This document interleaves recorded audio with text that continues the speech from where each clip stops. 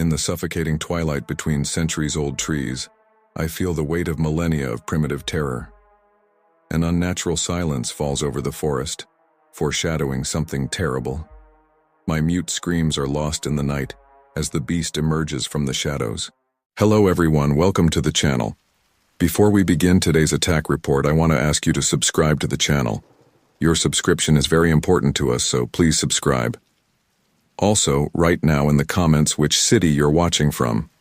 We'd love to know. All of this because, as our car wound its way through the dense Pennsylvania forest, an eerie silence fell over our usually chatty group. The excitement that had filled the vehicle during the first few hours of our journey had gradually given way to a palpable tension. I couldn't shake the feeling that something was off. "Hey Em, you okay back there?" Sarah called from the driver's seat, her eyes meeting mine in the rearview mirror. "You've been awfully quiet." I forced a smile, trying to shake off the unease that had settled in my stomach. "Yeah, I'm fine. Just taking in the scenery, I guess." Mike, sitting next to me, nudged my shoulder playfully. "Come on, Emily.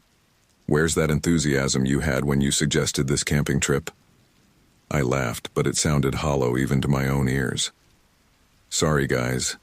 I don't know what's gotten into me. Maybe I'm just tired from the drive." As we continued deeper into the forest, the trees seemed to press in closer, their branches reaching out like gnarled fingers.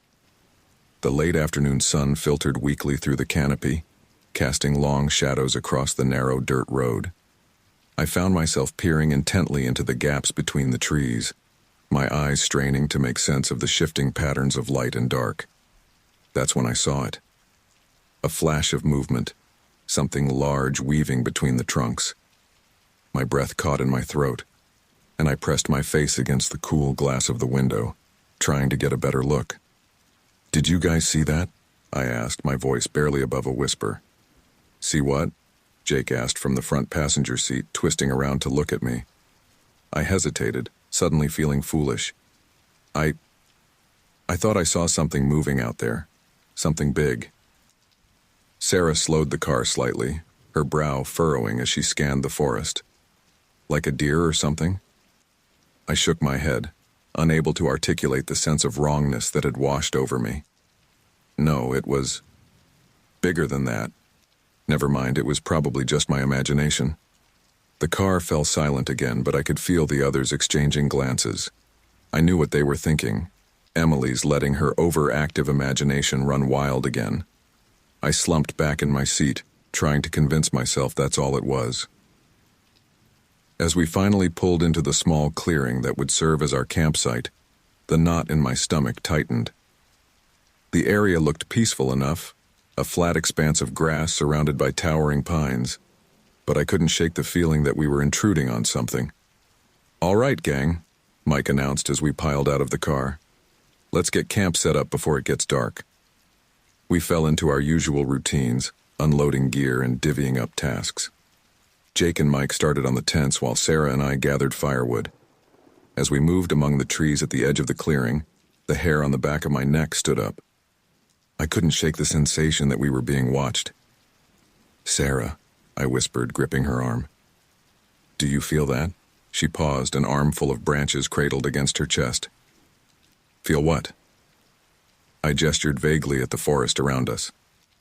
Like something's out there, watching us." Sarah's expression softened, and she placed a comforting hand on my shoulder. Honey, there's nothing out here but trees and critters. You're letting your imagination get the best of you again." I nodded, trying to take comfort in her words, but the feeling persisted. As we made our way back to the campsite, I couldn't help but glance over my shoulder every few steps. The sun was dipping below the tree line by the time we had the camp fully set up. The warm glow of the campfire did little to dispel the growing shadows, and I found myself huddling closer to its light. "Who's up for some s'mores?" Jake asked, producing a bag of marshmallows with a flourish. As my friends chatted and laughed around the fire, I tried to lose myself in the familiar camaraderie.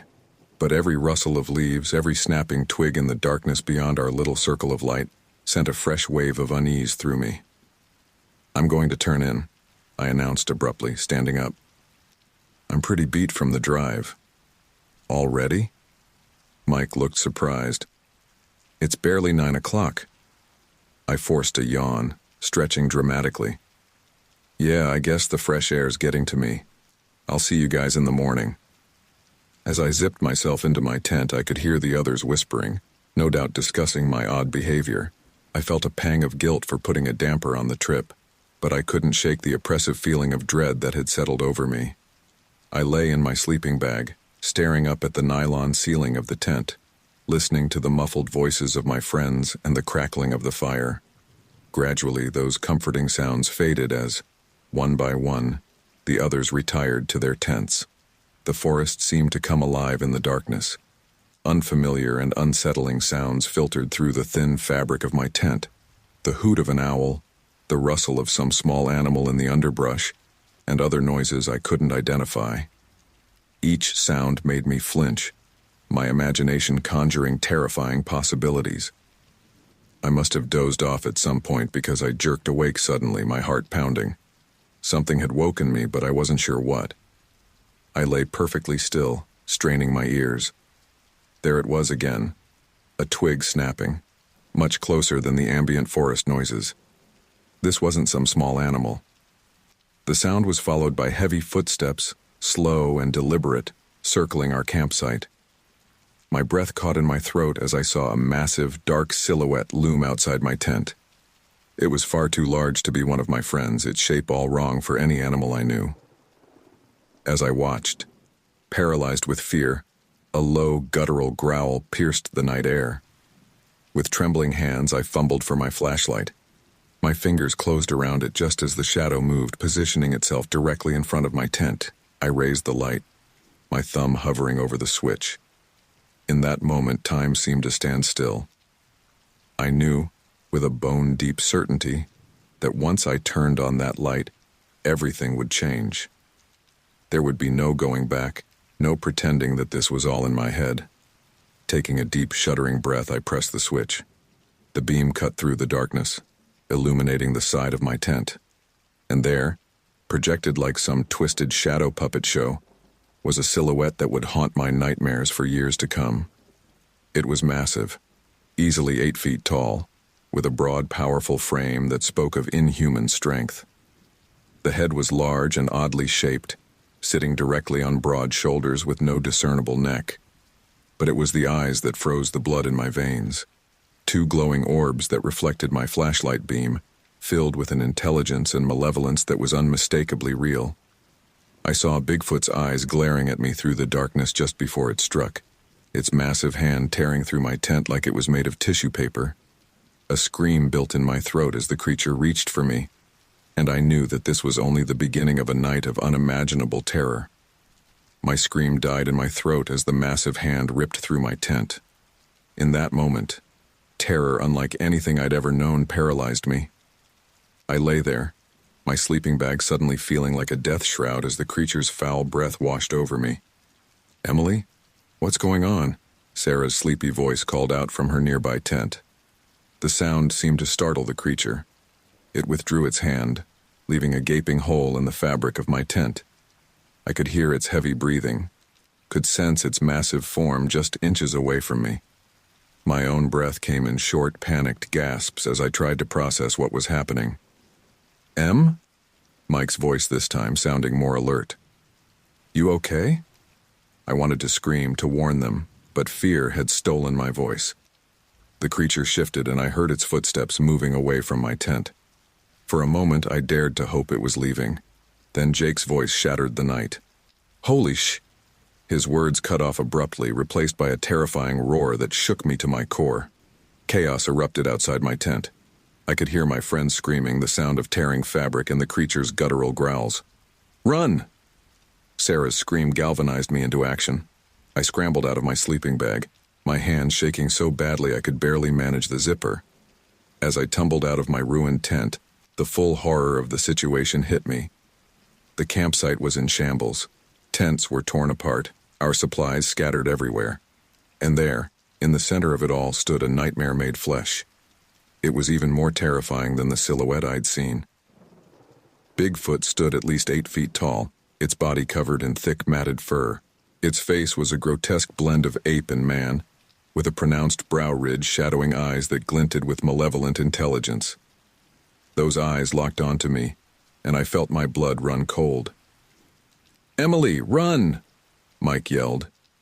He was backing away slowly, trying to put the smoldering remains of our campfire between himself and the creature. The monster's head snapped towards Mike, a low growl rumbling from its chest. In that split second of distraction, I found the strength to move. I turned and ran, crashing through the underbrush at the edge of our campsite. Behind me, I could hear the sounds of pursuit, both the creature's heavy footfalls and the panicked flight of my friends. Branches whipped at my face as I ran blindly through the dark forest. My bare feet, still in socks, slipped on the damp leaves covering the forest floor. "Help!" Sarah's voice, somewhere to my left. "Somebody help us!" I veered towards her voice, my heart pounding so hard I thought it might burst from my chest. Through a gap in the trees, I caught a glimpse of Sarah. She was limping, her pajama pants torn and stained dark with what I feared was blood. "Sarah!" I called out, reaching for her. Just as our fingers brushed, a massive form burst through the trees between us.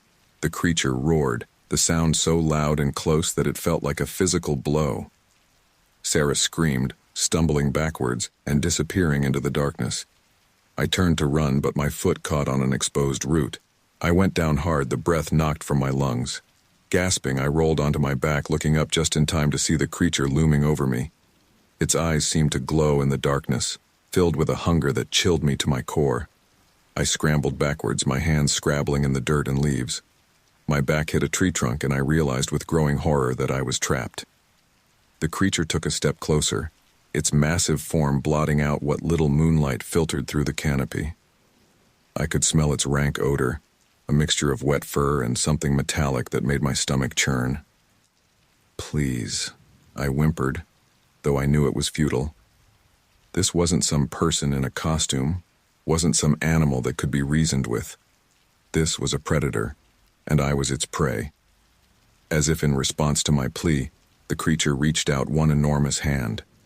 I pressed myself against the tree, willing myself to somehow phase through it, to escape this nightmare. Suddenly a shout rang out through the forest. "Hey, over here, you ugly bastard!" The creature's head whipped around, a snarl escaping its lips.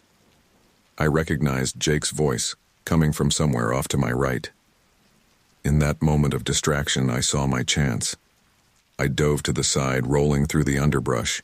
Twigs and rocks dug into my skin, but I barely felt it through the haze of adrenaline and fear.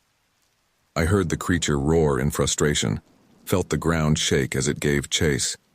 My lungs burned as I ran, zigging and zagging between the trees. I had no idea where I was going, no plan beyond putting as much distance between myself and that monster as possible. A fallen log loomed in front of me. Without breaking stride, I vaulted over it, landing hard on the other side. The impact sent shockwaves of pain through my ankles, but I forced myself to keep moving. The sound of pursuit seemed to fade slightly, and I dared to hope that I might be outpacing the creature. Then my foot slipped on a patch of wet leaves, and I found myself tumbling down a steep embankment. I hit the bottom hard, the air driven from my lungs. For a moment I lay there, dazed and gasping. The world spun around me, and I tasted blood in my mouth. As my senses slowly returned, I realized I had landed in some kind of shallow ravine. The embankment rose steeply on either side, effectively hiding me from view. I held my breath, straining my ears for any sign of the creature. At first, all I could hear was the pounding of my own heart. Then, faintly, I picked up the sound of heavy footsteps. They were moving slowly, methodically, like a predator searching for its prey. I pressed myself into the damp earth, willing myself to become invisible. The footsteps grew closer, accompanied by deep, huffing breaths. I could feel the vibrations through the ground, each step sending a fresh wave of terror through me. The creature paused directly above me. I didn't dare move, didn't dare breathe. For what felt like an eternity, I lay there, certain that at any moment those massive hands would reach down and pluck me from my hiding place. Then, mercifully, the footsteps began to move away. I remained frozen in place, afraid that any movement might give me away. Only when the forest had been silent for several long minutes did I finally allow myself to take a shuddering breath.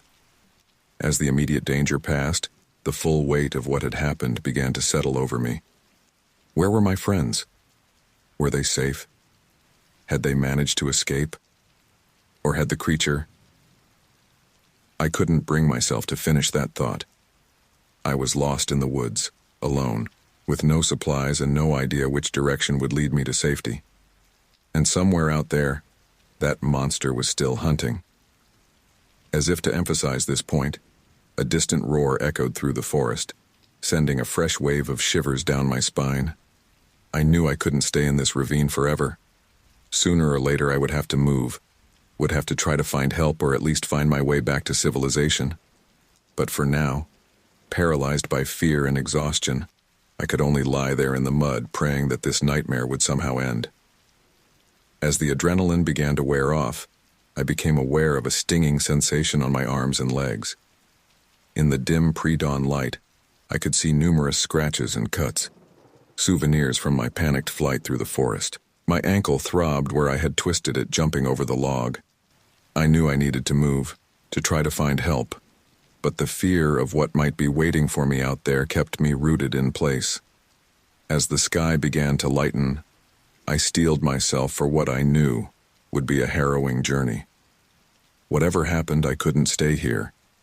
I had to find my friends, had to get out of this forest that had so quickly turned from a place of adventure to a landscape of terror. With trembling limbs, I began to pull myself up the embankment, every rustle of leaves and snap of twigs sending fresh waves of panic through me. The creature was still out there, I was sure of it, and I had no idea what horrors the coming day might bring. As I pulled myself over the edge of the ravine, the first rays of dawn were just beginning to filter through the trees. My whole body ached, and my clothes were caked with mud and leaves. I paused for a moment, trying to get my bearings and catch my breath. That's when I heard it, a distant scream that made my blood run cold. It was Sarah's voice, I was sure of it. Without thinking, I started running towards the sound, my earlier caution forgotten in my desperation to help my friend. I crashed through the underbrush, branches whipping at my face and arms.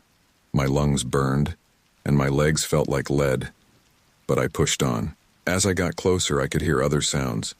The crash of something large moving through the forest and a low, rumbling growl that I knew belonged to the creature. Suddenly, I burst into a small clearing, and the scene before me froze me in my tracks.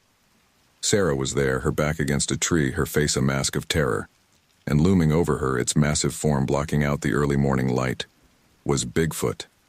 "Sarah!" I screamed, my voice hoarse with fear. The creature's head snapped towards me, its eyes glowing with an otherworldly malevolence.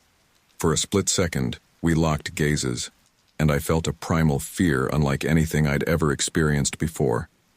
Then all hell broke loose. The monster let out a roar that shook the very ground and charged towards me. I turned to run, but my foot caught on a root, sending me sprawling to the forest floor. I rolled onto my back just in time to see the creature bearing down on me, its massive hands reaching out to grab me. Suddenly, a figure burst from the trees to my left. It was Mike, wielding a large branch like a club. He swung it at the creature's head with all his might. "Leave her alone, you bastard," he yelled. The branch connected with a sickening thud, and the creature staggered back, more surprised than hurt. It turned its attention to Mike, who stood his ground despite visibly shaking. "Mike, run!" I screamed, scrambling to my feet, but it was too late. The creature lashed out with one enormous arm, catching Mike square in the chest. I watched in horror as my friend was lifted off his feet and thrown through the air like a rag doll. He hit a tree with a sickening crunch and crumpled to the ground, unmoving. "No!" Sarah's anguished cry cut through the air. The creature turned back towards her, a low growl rumbling from its chest. I had to do something, had to distract it somehow. "Hey!" I yelled, picking up a rock and hurling it at the monster's back. Over here! The rock bounced harmlessly off its thick fur, but it was enough to get its attention. The creature whirled around, its eyes locking onto me with predatory focus. In that moment, I realized I hadn't thought this plan through very well. I turned to run, but the monster was faster than I could have imagined. I felt its hot breath on the back of my neck, heard the whoosh of air as its massive hand swung towards me. I ducked at the last second, feeling the rush of wind as its arm passed just inches above my head. The momentum of its missed swing caused the creature to stumble slightly, giving me a precious few seconds. I darted between two close-set trees, hoping the narrow gap would slow it down. I heard the crack and splinter of wood behind me, as the monster simply pushed through the trees, barely slowed by the obstacle. Panic gave me speed I didn't know I possessed, and I sprinted through the forest, zigging and zagging between the trunks. Suddenly, the ground dropped away beneath my feet. I found myself tumbling down another slope, this one steeper than the last. I hit the bottom hard, the impact driving the air from my lungs. For a moment, I lay there, dazed and gasping. Then I heard it, the sound of something large crashing down the slope after me. I forced myself to my feet, ignoring the protests of my battered body, and started running again. I found myself in a part of the forest I didn't recognize. The trees here were older, larger, with thick trunks and gnarled roots that rose from the ground like serpents. I weaved between them, hoping to lose my pursuer in the maze-like terrain. A scream pierced the air. Sarah's voice again, but this time filled with pain rather than fear. I skidded to a stop, torn between the instinct to flee and the desperate need to help my friend. The decision was made for me as the creature burst into view, its massive form dwarfing the ancient trees around it. Its eyes locked onto me, and I saw something in them that chilled me to my core. Not just hunger or rage, but a cruel intelligence. I turned to run again, but my foot caught on one of the twisted roots. I went down hard, feeling something in my ankle give way with a sickening pop. Pain shot up my leg, and I knew in that moment that I was done for. I rolled onto my back, watching in terror as the creature approached. It moved slowly now, almost leisurely, as if savoring the moment. I could see dark stains on its matted fur, and with a surge of nausea I realized it was blood. Human blood. "Please," I whimpered, though I knew it was futile. This wasn't some person in a costume, wasn't some animal that could be reasoned with. This was a force of nature, a nightmare made flesh. The creature reached down, its massive hand closing around my ankle. I screamed as it lifted me into the air, dangling me upside down as if appraising its catch. The world spun around me, and I felt bile rise in my throat. Then, without warning, it threw me. I sailed through the air, my scream cut short as I slammed into the trunk of a massive oak. Pain exploded through my body, and for a moment, my vision went black. When I came to, I was lying on the forest floor, every inch of my body screaming in agony. Through blurry vision, I could see the creature approaching, its form seeming to grow larger with each step. This was it, I thought. This was how I was going to die. Alone in the woods, at the hands of a monster that shouldn't exist. Suddenly, a new sound cut through the air, a high-pitched whistle, followed by a loud bang. The creature roared in pain and anger, wheeling around to face this new threat. I blinked, trying to clear my vision. Through the trees, I could see figures moving, people with flashlights calling out to each other. For a moment, hope flared in my chest. Had help finally arrived? The creature let out another roar, this one tinged with what sounded almost like frustration. It looked back at me, and for a split second, our eyes met. I saw something there. A promise, perhaps, that this wasn't over. Then it turned and loped off into the forest, its massive form quickly swallowed by the shadows between the trees. I lay there, my mind struggling to process what had just happened. The voices were getting closer now, and I could make out what they were saying. Over here. I found one. As consciousness began to slip away, I had one last, terrifying thought. The creature was gone, but it was still out there. And somehow, I knew with bone-deep certainty that our paths would cross again before this nightmare was over. The voices of my would-be rescuers faded into the distance as I regained consciousness. My entire body throbbed with pain, but the terror coursing through my veins overpowered any physical discomfort. I knew I couldn't stay here. The creature was still out there, and those people, whoever they were, wouldn't stand a chance against it. With a groan, I pulled myself to my feet, leaning heavily against the oak tree that had nearly been my demise. My ankle screamed in protest as I put weight on it, but I gritted my teeth and forced myself to move. I had to warn them, had to get away, had to do something. I limped forward, each step sending shock waves of pain up my leg.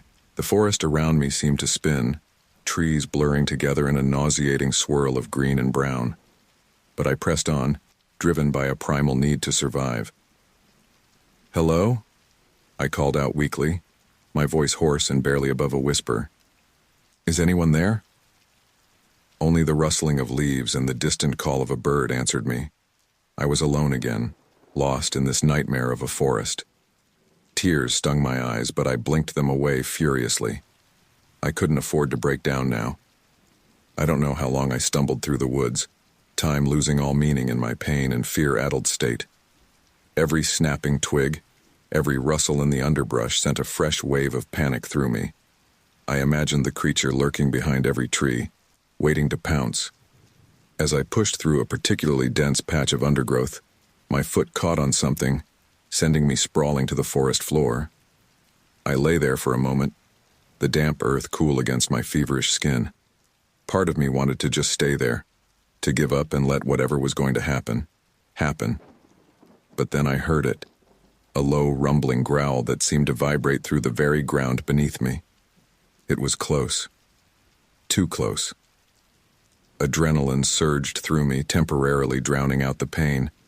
I scrambled to my feet and ran, no longer caring about stealth or direction.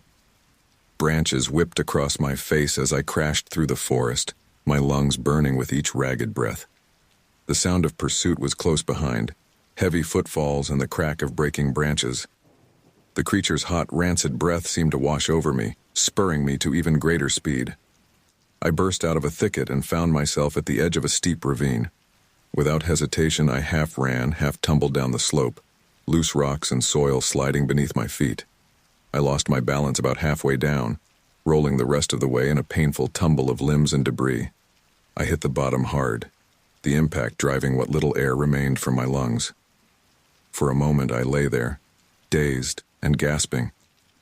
Then I heard it, the sound of the creature making its way down the slope after me. Panic gave me strength I didn't know I possessed. I pushed myself up and started running again, ignoring the screaming protests of my battered body.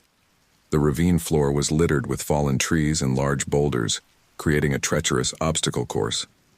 I weaved between the obstacles, hoping to slow my pursuer, but the creature seemed undeterred, its massive form crashing through the debris like it was nothing more than tissue paper.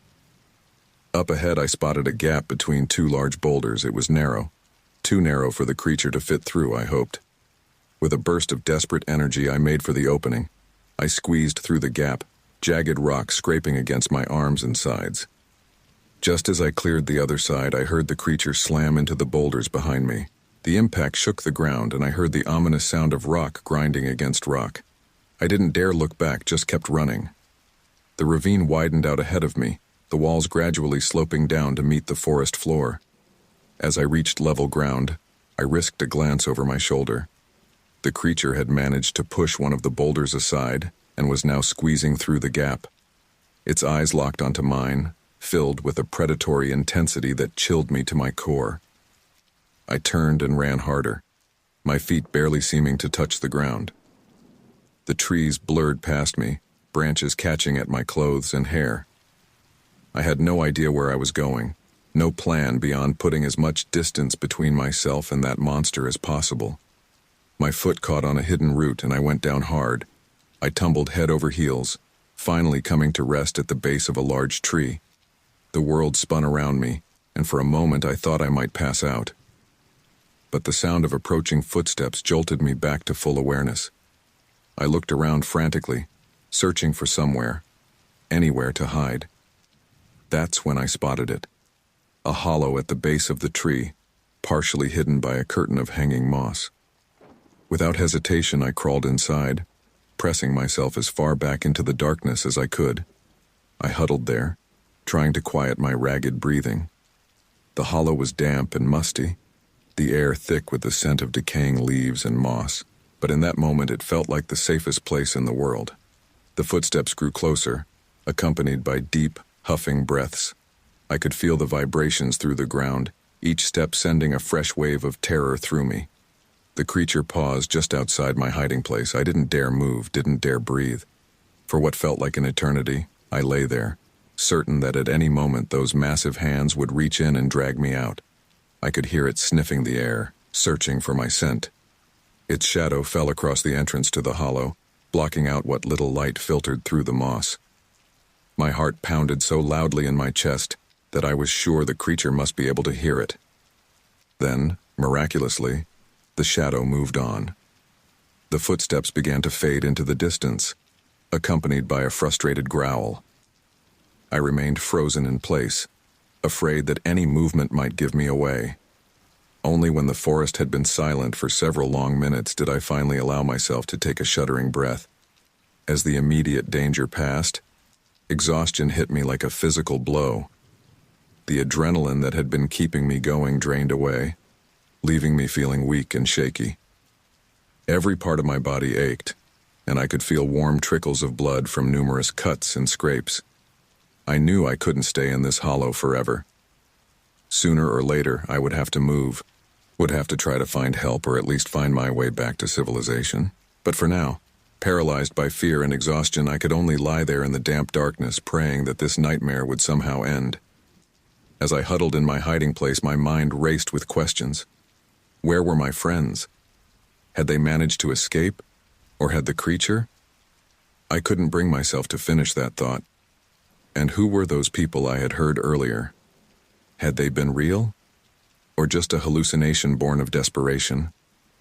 I don't know how long I stayed there, drifting in and out of a fitful doze. Every sound from the forest outside sent a fresh jolt of fear through me, imagining the creature returning to finish what it had started. As the light filtering through the moss began to fade, signaling the approach of evening, I knew I had to make a decision. I couldn't stay here indefinitely. I needed to find help, needed to get out of this forest that had so quickly turned from a place of adventure to a landscape of terror. With trembling limbs, I began to inch my way out of the hollow. Every rustle of leaves and snap of twigs sent fresh waves of panic through me. The creature was still out there, I was sure of it, and I had no idea what horrors the coming night might bring. As I emerged from my hiding place, the forest seemed unnaturally quiet. The usual evening chorus of birds and insects was absent, as if the entire wood was holding its breath, waiting. I stood on shaky legs, my eyes darting from shadow to shadow, searching for any sign of movement. The fading light cast long, ominous shadows, and every tree seemed to loom menacingly. Taking a deep breath, I picked a direction at random and started walking. Each step was an act of will, fighting against the urge to curl up and hide again. But I knew that staying still meant certain death, whether from the creature or from exposure. As I limped through the darkening forest, I couldn't shake the feeling that I was being watched. The back of my neck prickled, and I found myself constantly looking over my shoulder, expecting to see glowing eyes and a hulking form emerging from the shadows. The creature was out there somewhere, I was sure of it. And somehow, I knew with bone-deep certainty that our paths would cross again before this nightmare was over. The only question was whether I would survive the next encounter. With that chilling thought, I pressed on into the gathering darkness, each step taking me deeper into the unknown. The darkness of the forest pressed in around me as I stumbled forward, each step a battle against exhaustion and fear. My entire body ached, and the cuts and bruises from my earlier encounters with the creature throbbed with every movement. But I couldn't stop. I knew that to stop meant certain death. As I pushed through a particularly dense thicket, my foot caught on a hidden root, sending me sprawling to the forest floor. I lay there for a moment, the damp earth cool against my feverish skin, Tears of frustration and fear welled up in my eyes, and for a brief moment I considered just giving up. But then, I heard it. A sound that made my blood run cold. A low, guttural growl echoed through the trees, not too far away. The creature was still out there, still hunting. Panic gave me strength I didn't know I still possessed. I scrambled to my feet, ignoring the protests of my battered body, and looked around frantically for somewhere to hide. That's when I spotted it. An ancient, gnarled tree with a hollow large enough for me to squeeze into. Without hesitation, I made for the opening, contorting my body to fit into the tight space. The inside of the tree was damp and musty, the air thick with the scent of decaying wood. But in that moment, it felt like the safest place in the world. I huddled there, trying to quiet my ragged breathing as I strained my ears for any sign of the creature. For what felt like hours, I remained frozen in place, every snapping twig and rustling leaf sending fresh waves of terror through me. But gradually, the sounds of the forest returned to normal, and I allowed myself to relax just a fraction. As the adrenaline began to wear off, the full weight of my situation settled over me. I was lost in the vast Pennsylvania wilderness, alone, with no supplies and no idea which direction would lead me to safety. And somewhere out there, that monster was still hunting. I don't know how long I sat there, drifting in and out of an exhausted doze. But as the first hints of dawn began to filter through the cracks in the tree, I knew I had to move. Cautiously, I peeked out of my hiding place. The forest was shrouded in a thick morning mist, giving everything an eerie, dreamlike quality. I couldn't see more than a few feet in any direction. With trembling limbs, I extracted myself from the hollow. Every muscle in my body screamed in protest, and I had to lean against the tree for support as a wave of dizziness washed over me. "Get it together, Emily," I muttered to myself, my voice hoarse and barely above a whisper. "You can do this. You have to do this." As I stood there, trying to gather my strength and my wits, a realization hit me. In all the chaos and terror of the night, I had completely lost track of where I was in relation to our campsite or any landmarks. I fumbled for my phone, praying that by some miracle it had survived the night's ordeal. To my surprise, I found it still in my pocket, though the screen was cracked. With shaking hands, I pressed the power button. Nothing happened. "No, no, no," I whispered, pressing the button again and again. But the screen remained stubbornly dark. Whether it was out of battery or damaged beyond repair, I couldn't tell. But the result was the same. I was cut off from any hope of calling for help. A wave of despair washed over me. I slumped to the ground, my back against the tree that had been my sanctuary through the night. Tears streamed down my face as the full hopelessness of my situation hit me. "Sarah? Mike? Jake?" I called out weakly, knowing it was futile, but unable to stop myself. "Is anyone out there?" Only the soft rustling of leaves in the morning breeze answered me. I was truly alone. As I sat there trying to summon the will to keep going, my mind wandered to my friends. Where were they now? Had they managed to escape, or had they fallen victim to the creature? The thought sent a fresh wave of grief and guilt through me. I should have done more to help them. Should have.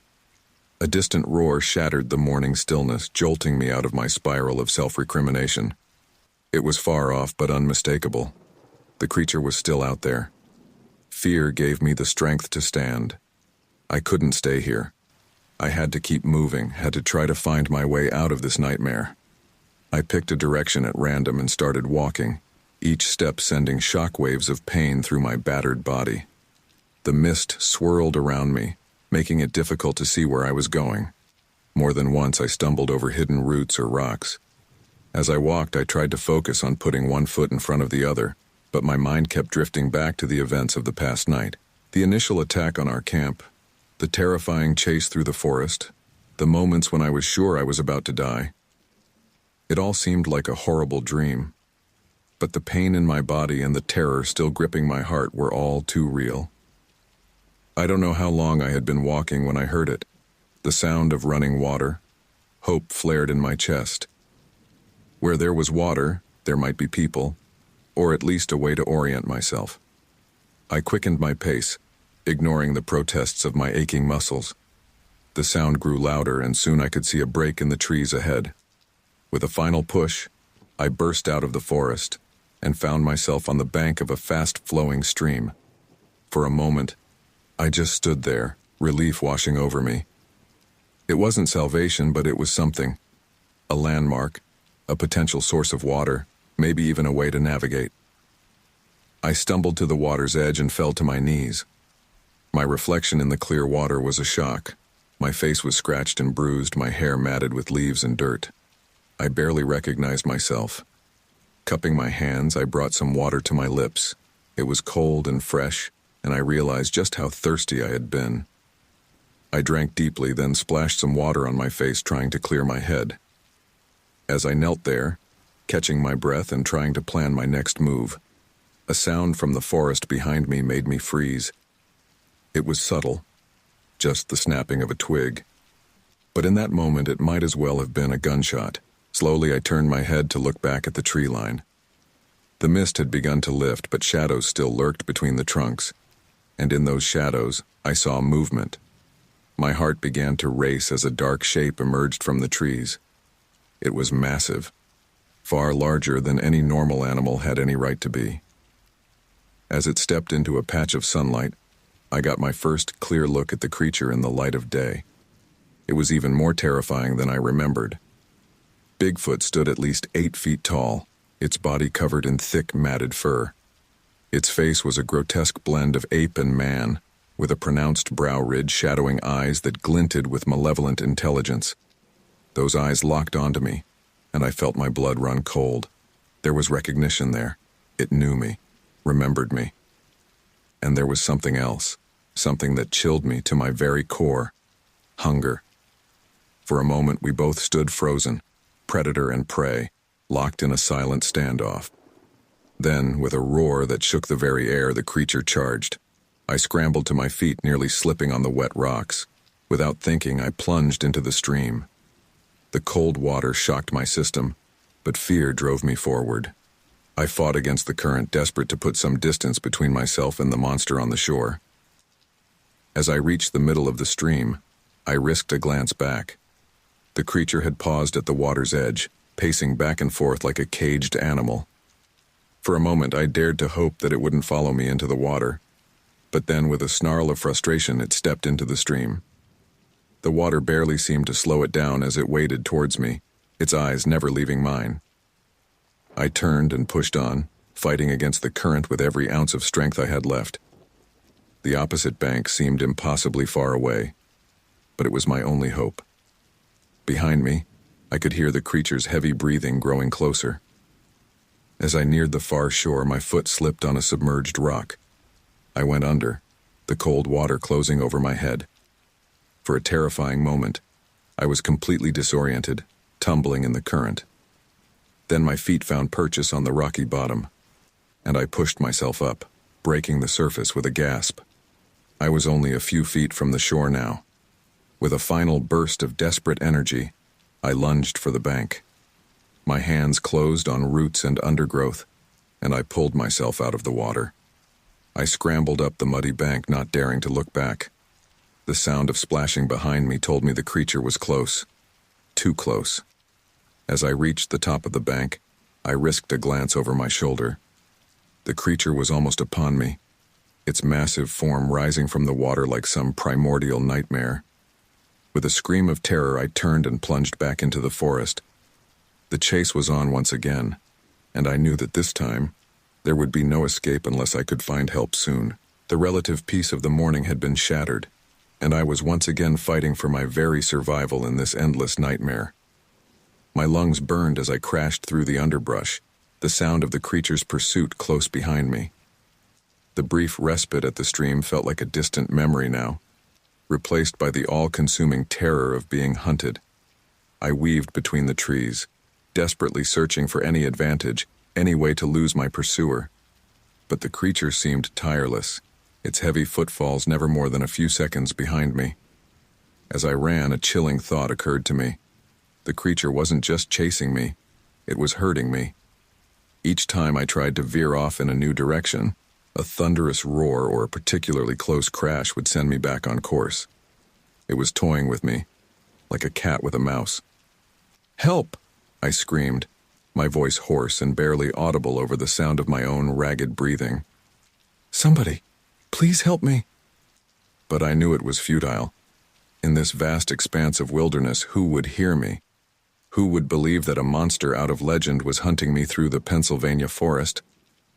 I burst into a small clearing, my eyes darting around frantically for somewhere to hide, somewhere to run.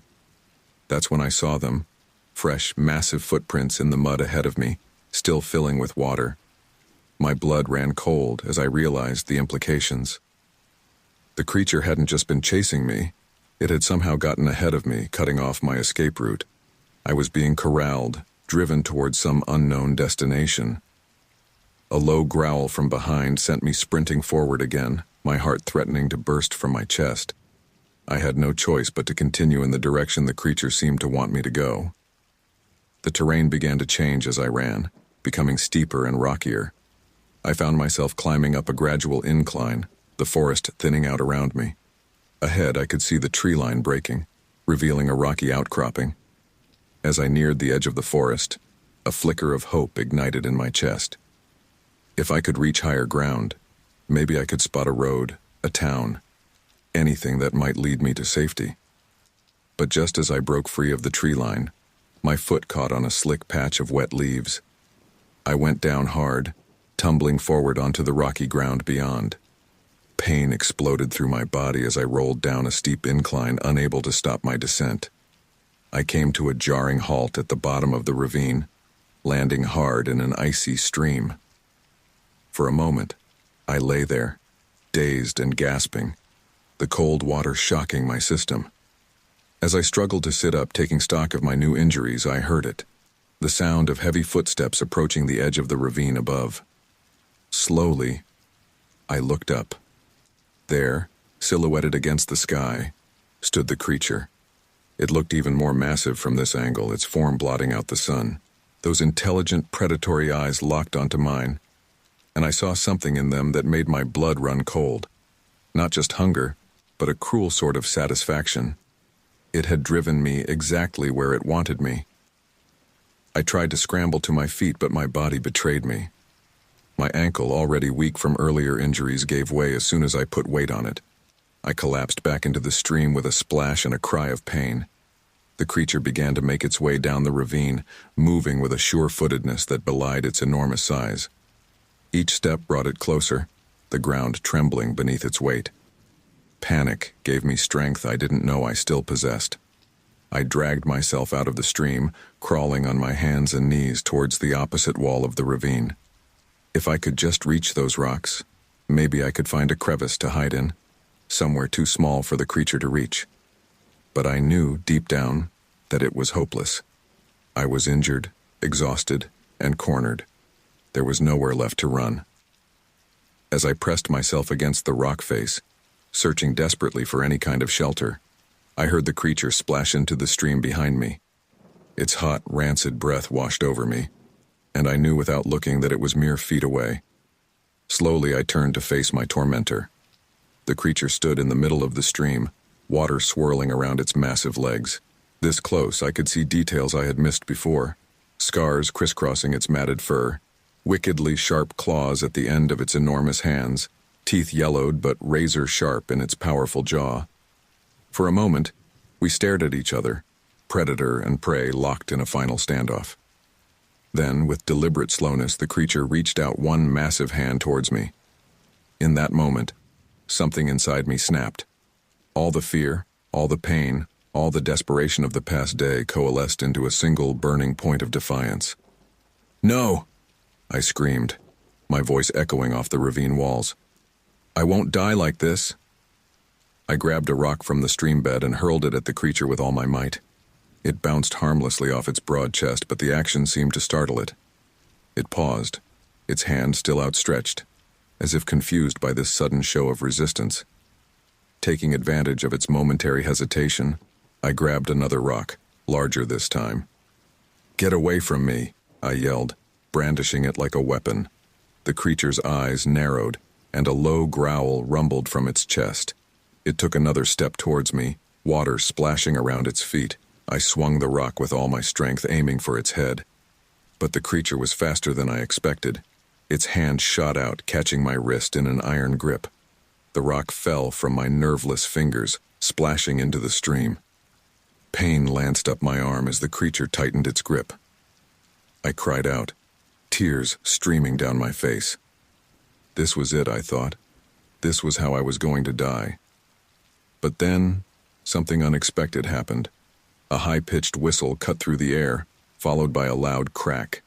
The creature roared in pain and anger, releasing my wrist as it whirled around to face this new threat. I blinked, trying to clear the tears from my eyes. Through the trees on the far side of the ravine, I could see movement, people with flashlights calling out to each other. "Over here," I screamed, my voice cracking with desperation. "Help me, please." The creature let out another roar, this one tinged with what sounded almost like frustration. It looked back at me, and for a split second, our eyes met. I saw something there, a promise perhaps that this wasn't over. Then it turned and loped off up the ravine, its massive form quickly swallowed by the shadows between the trees. I slumped against the rock face, my legs giving out beneath me. Relief warred with disbelief in my mind. Had that really just happened? Was I actually safe? "Hello?" A voice called out closer now. "Is someone down there?" "Yes," I croaked, my throat raw from screaming. "I'm here. Please help me." A beam of light swept over me and I heard gasps of shock. "Oh my God," a man's voice said. "Frank, get the first aid kit and call for backup. We've got a survivor." As the sounds of my rescuers making their way down the ravine reached me, I found myself scanning the tree line where the creature had disappeared. Even as hands gently lifted me, voices asking questions I couldn't quite process, I kept watching those shadows. Because I knew, with a bone-deep certainty, that this wasn't over. The creature was still out there. And somehow, I knew our paths would cross again before this nightmare truly ended. But for now, as I was carefully lifted onto a stretcher, I allowed myself to close my eyes. I was safe, at least for the moment. And right now, that was enough. The world swam in and out of focus as I was carried up the ravine. Voices buzzed around me, but I couldn't make out the words. My body felt like one giant bruise, and every movement sent waves of pain through me. But beneath the pain and exhaustion, a tiny spark of hope had ignited. I was rescued, I was safe. Or was I? As we reached the top of the ravine, I forced my eyes open, scanning the tree line. The creature was out there somewhere, I was sure of it. Waiting. Watching. "Miss? Can you hear me?" A face swam into view, a middle-aged man with kind eyes and a worried expression. "I'm Frank, with the Park Ranger Service. Can you tell me your name?" I opened my mouth to respond, but only a dry croak came out. My throat felt like sandpaper. "Here, try some water," Frank said, holding a bottle to my lips. The cool liquid was heaven on my parched throat. After a few sips, I managed to whisper, "Emily. My name is Emily White." Frank nodded, relief evident on his face. "Good, that's good, Emily. We're going to get you out of here and to a hospital. Can you tell me what happened? How did you end up in that ravine?" For a moment I hesitated. How could I possibly explain what I'd been through? Who would believe me? But the words came tumbling out before I could stop them. "There's something out there," I rasped. "Something big. It attacked our camp, chased me through the forest. It's not human, it's—" I trailed off as I saw the expression on Frank's face change. The concern was still there, but now tinged with skepticism. "It's okay, Emily," he said gently. "You're safe now. You've been through a traumatic experience, and it's natural for your mind to try to make sense of it in strange ways." "No, you don't understand," I insisted, trying to sit up. Pain lanced through my body and I fell back with a gasp. "It's real, it's out there, we have to warn—" Easy there, Frank said, placing a hand on my shoulder to keep me from trying to rise again. Let's focus on getting you to safety first. We can talk more about what happened later. I wanted to argue, to make him understand the danger we were all in. But exhaustion was quickly overtaking me. As the rescue team secured me to a stretcher for transport, I found my eyelids growing heavy. The last thing I saw before darkness claimed me was the forest. And for a moment, I could have sworn I saw a pair of glowing eyes watching from the shadows. When I came to, I was moving. The steady rumble and gentle swaying told me I was in a vehicle, an ambulance most likely. I blinked, trying to clear my vision. "Welcome back," a voice said. I turned my head to see a young paramedic smiling at me. "How are you feeling?" "Like I've been hit by a truck," I croaked. "Where are we?" "On our way to Millview Regional Hospital," she replied. "You've got some nasty injuries, but nothing life-threatening from what we can tell. The doctors will want to run some tests when we get there just to be sure." I nodded, wincing at the movement. Every part of me ached, but the pain seemed distant, muffled. They must have given me something for it. "My friends," I said suddenly, memories flooding back. There were 3 others with me, Sarah, Mike, and Jake. Did you find them? The paramedic's smile faltered. "I'm sorry. I don't have any information about other survivors. The search and rescue teams are still combing the area. I'm sure they'll let you know if they find anything." A cold knot formed in my stomach. Were my friends still out there? Had they escaped? Or had the creature? I pushed the thought away. I couldn't bear to think about it right now. "Can you tell me what happened out there?" the paramedic asked gently. "The rangers who found you said you were talking about some kind of attack?" I hesitated. My earlier attempt to explain had been met with disbelief. Would this be any different? "It's hard to explain," I said finally. "You wouldn't believe me if I told you." She patted my hand reassuringly. "Try me. I've heard some pretty wild stories in this job." Taking a deep breath, I began to recount my ordeal. I told her about the initial attack on our camp, the terrifying chase through the forest, the moments when I was sure I was about to die. As I spoke, I could see the skepticism growing in her eyes, but she didn't interrupt.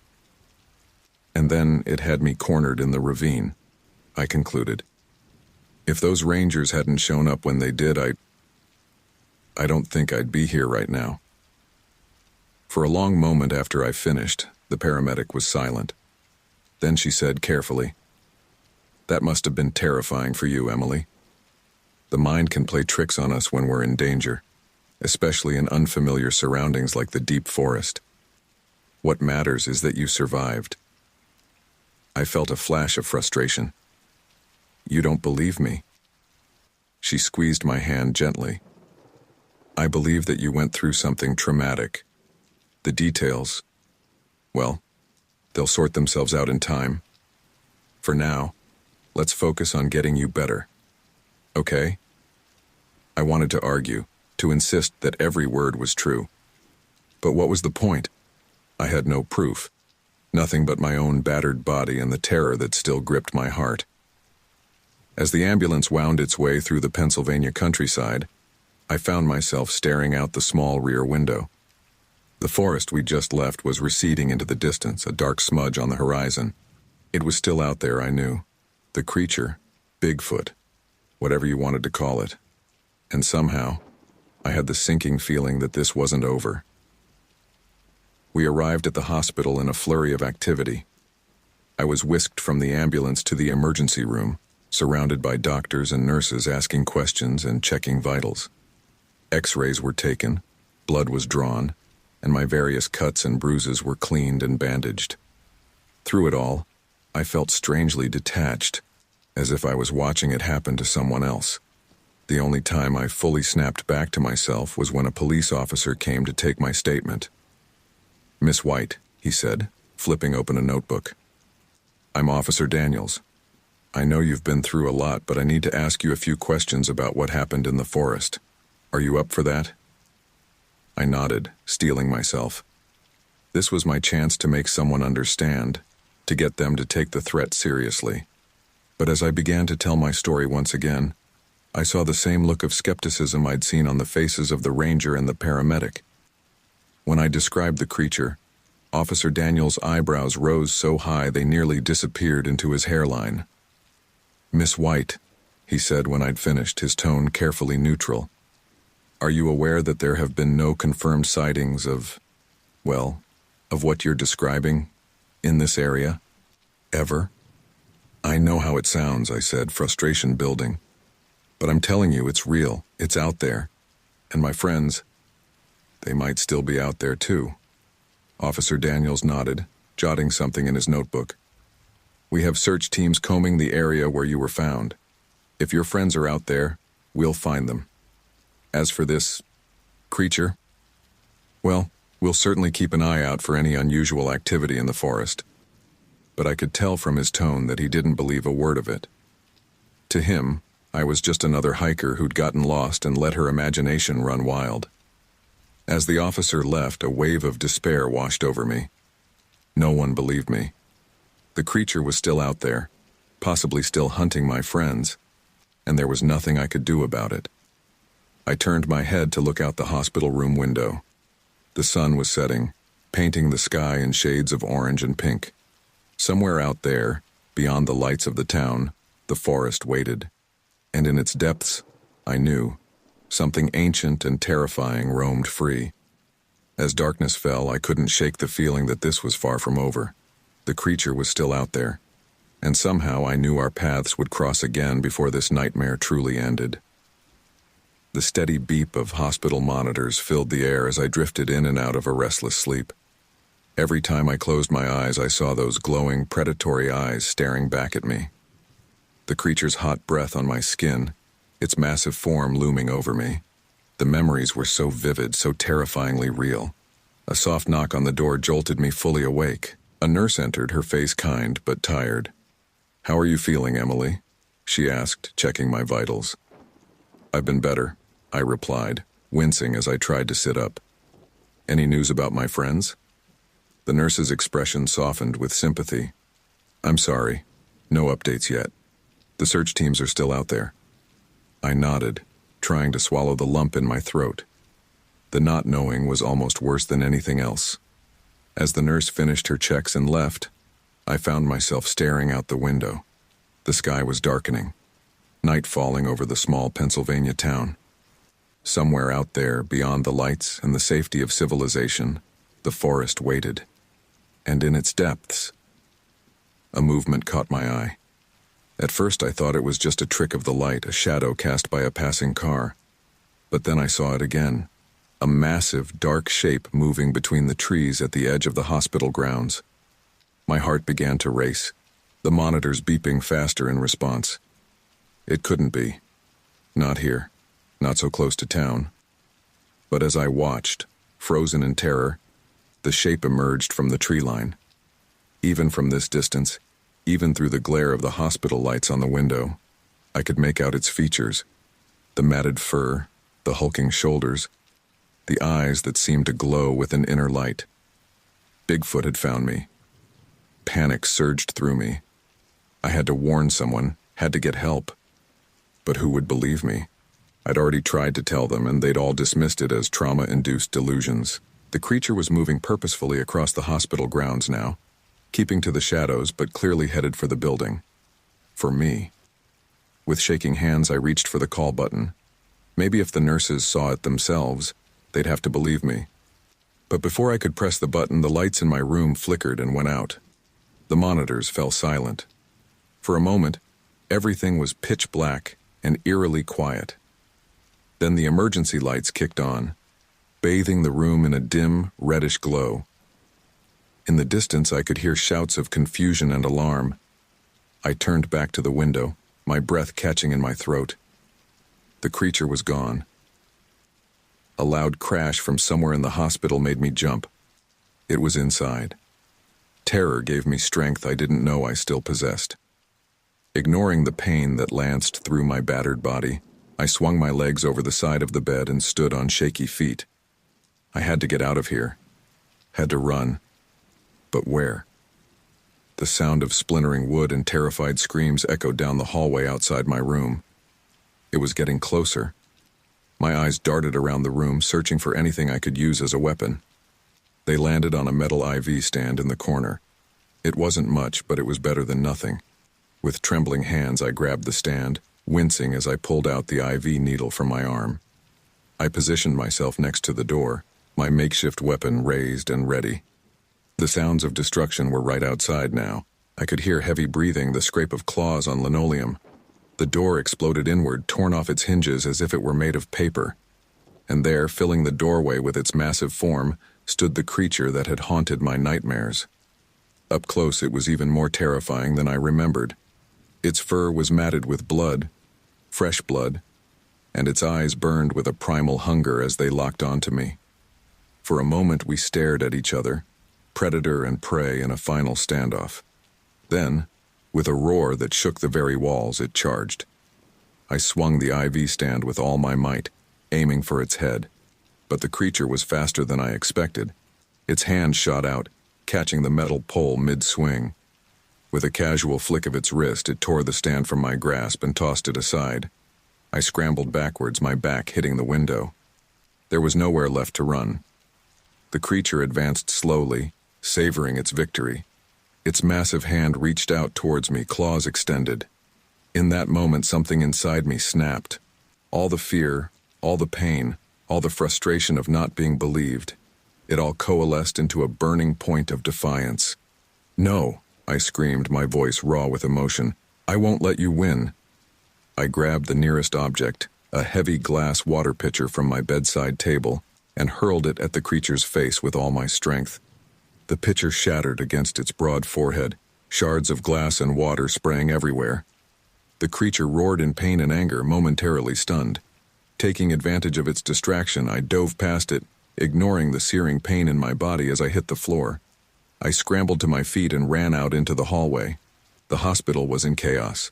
Emergency lights cast everything in an eerie red glow, and I could hear shouts and screams echoing from all directions. I ran blindly, not knowing where I was going, only that I had to get away. Behind me, I could hear the creature recovering, its heavy footsteps giving chase. I burst through a set of double doors and found myself in what looked like a maintenance area. Tools and equipment were scattered about, and at the far end I saw a door marked Roof Access. Without hesitation, I made for the door. It was my only chance. Maybe if I could get to the roof, someone would see what was happening. Someone would have to believe me then. I hit the door at full speed, nearly falling as I stumbled onto the stairs beyond. I took them two at a time, my lungs burning, my legs screaming in protest. Behind me, I heard the maintenance room door splinter as the creature burst through. Its roar of frustration echoed up the stairwell, spurring me to even greater speed. I reached the roof access door and threw it open, stumbling out into the cool night air. The roof was flat, covered in gravel and dotted with various vents and air conditioning units. I ran to the edge, looking down at the parking lot below. People were gathered there, pointing up at the hospital and talking in confused clusters. If I could just get their attention somehow. A thunderous crash behind me announced the creature's arrival on the roof. I whirled around to see it emerging from the stairwell, its massive form silhouetted against the night sky. This was it. There was nowhere left to run. The creature advanced slowly, its eyes never leaving mine. I backed up until I felt the low wall at the edge of the roof against my legs. "Help!" I screamed, waving my arms frantically at the people below. "Look up here! Please, somebody help me!" But my voice was lost in the general commotion. No one looked up. The creature was mere feet away now. It reached out one massive hand, claws extended, ready to finally claim its prey. I closed my eyes, bracing for the end. But instead of pain, I felt nothing. Cautiously, I opened my eyes. The creature had frozen in place, its head cocked to one side as if listening to something. Then, without warning, it turned and loped back towards the stairwell. It paused at the door, looking back at me one last time. In its eyes, I saw something that chilled me to my core. Not just hunger or rage, but intelligence. And a promise. This wasn't over. Then it was gone. disappearing back into the hospital. I slumped to the ground, my legs giving out beneath me. Tears of relief and lingering terror streamed down my face. In the distance, I could hear sirens approaching. Help was coming. But I knew it was too late. The creature would be long gone, leaving no trace behind. As the first police cars pulled into the hospital parking lot, I stared at the open roof access door. I knew, with a bone-deep certainty, that this confrontation was just the beginning. The creature was still out there, and somehow, I knew our paths would cross again. But for now, as voices called out and flashlight beams swept the roof, I allowed myself to close my eyes. I was alive, at least for the moment. And right now that was enough. The world was a blur of flashing lights and urgent voices as I was helped off the roof. My body ached from the renewed exertion, and my mind reeled from the encounter. How had the creature found me here? Why had it left so suddenly? And most importantly, where had it gone? Miss White? A firm voice cut through my daze. I blinked, focusing on the face in front of me, a stern-looking police officer with graying hair at his temples. I'm Detective Simmons. Can you tell me what happened up there? I opened my mouth to speak, but hesitated. The memory of disbelief on the faces of those I'd tried to tell before flashed through my mind. But this was different, wasn't it? The creature had been here, in the hospital. Surely someone else must have seen it. Taking a deep breath, I began to recount the events of the night. As I spoke, I could see the detective's expression change from concern to skepticism, to barely concealed disbelief. "Let me get this straight," he said when I'd finished. "You're saying that the creature that allegedly chased you in the forest somehow followed you here to the hospital, caused a blackout, and then attacked you on the roof?" Put that way, it did sound absurd, but I knew what I'd seen. "I know how it sounds," I said, my voice trembling with a mix of exhaustion and frustration. "But it's the truth. There must be security footage, or witnesses, or—" "Miss White," Detective Simmons interrupted, his tone gentle but firm. "We've interviewed the hospital staff and other patients. No one saw anything resembling what you've described. The power outage was caused by a blown transformer, probably due to the storm that's rolling in." I felt a cold knot forming in my stomach. But the damage to the hospital? The broken doors? There was some minor damage during the evacuation, he conceded. Panic can make people do strange things, but nothing that would suggest the presence of a large, unidentified creature. I slumped back in the wheelchair a nurse had brought for me, feeling defeated. How could this be possible? It had been so real, so vivid. "Emily?" A new voice caught my attention. I looked up to see a middle-aged man in a rumpled suit approaching. "I'm Dr. Kaufman, the hospital psychologist. How are you feeling?" "Confused," I admitted. "Scared. No one believes me about what happened." Dr. Kaufman nodded sympathetically. "You've been through a traumatic experience, Emily. It's not uncommon for the mind to create explanations to help cope with extreme stress and fear." "You think I imagined it all?" I asked, a hint of anger creeping into my voice. "Not imagined exactly," he said carefully. "But perhaps your mind has reinterpreted events in a way that feels more manageable. A concrete threat, even a terrifying one, can be easier to process than the random dangers of nature." I wanted to argue, to insist that every word was true. But what was the point? They'd already made up their minds. "What about my friends?" I asked instead, changing the subject. "Have you found any sign of them?" Detective Simmons and Dr. Kaufman exchanged a glance that made my heart sink. "We've been conducting a thorough search of the area where you were found," the detective said. "So far, we haven't located your friends, but we did find your campsite." "And?" I prompted, dreading the answer. "It was disturbed," he said carefully. "There were signs of some kind of animal activity, large paw prints, claw marks on trees. The working theory is that you and your friends may have encountered a bear." "A bear?" I repeated incredulously. What I saw was no bear, detective, it was... Emily, Dr. Kaufman interjected gently. I know this is difficult to hear, but it's important that we consider all possibilities. The human mind is remarkably adaptable, especially in times of stress. It's possible that in the darkness and confusion, a bear encounter could have seemed like something more. I fell silent, the fight draining out of me. They weren't going to believe me no matter what I said. As if sensing my resignation, Detective Simmons cleared his throat. We're going to need you to come down to the station to give a formal statement, he said, and Dr. Kaufman would like to schedule a follow-up session with you. But for now, I think it's best if you get some rest. I nodded numbly, allowing the nurse to wheel me back to a new room. My original one was still being processed as part of the investigation. As I settled back into the hospital bed, my mind raced. How could there be no evidence? I knew what I had seen, what I had experienced. The terror had been real, the danger palpable. How could everyone dismiss it so easily? A soft knock at the door interrupted my thoughts. A young nurse entered, carrying a tray with some water and pills. Just something to help you sleep, she explained, setting the tray on the bedside table. As she turned to leave, I caught her arm. Wait, I said. Please. You were here earlier, during the incident. Did you see anything strange? Anything at all? The nurse hesitated, glancing towards the door as if to make sure no one was listening. Then she leaned in close, her voice barely above a whisper. I didn't see what you saw, she said. But I heard something. A roar like nothing I've ever heard before, and for a moment I could have sworn I saw a huge shadow move past the nurse's station.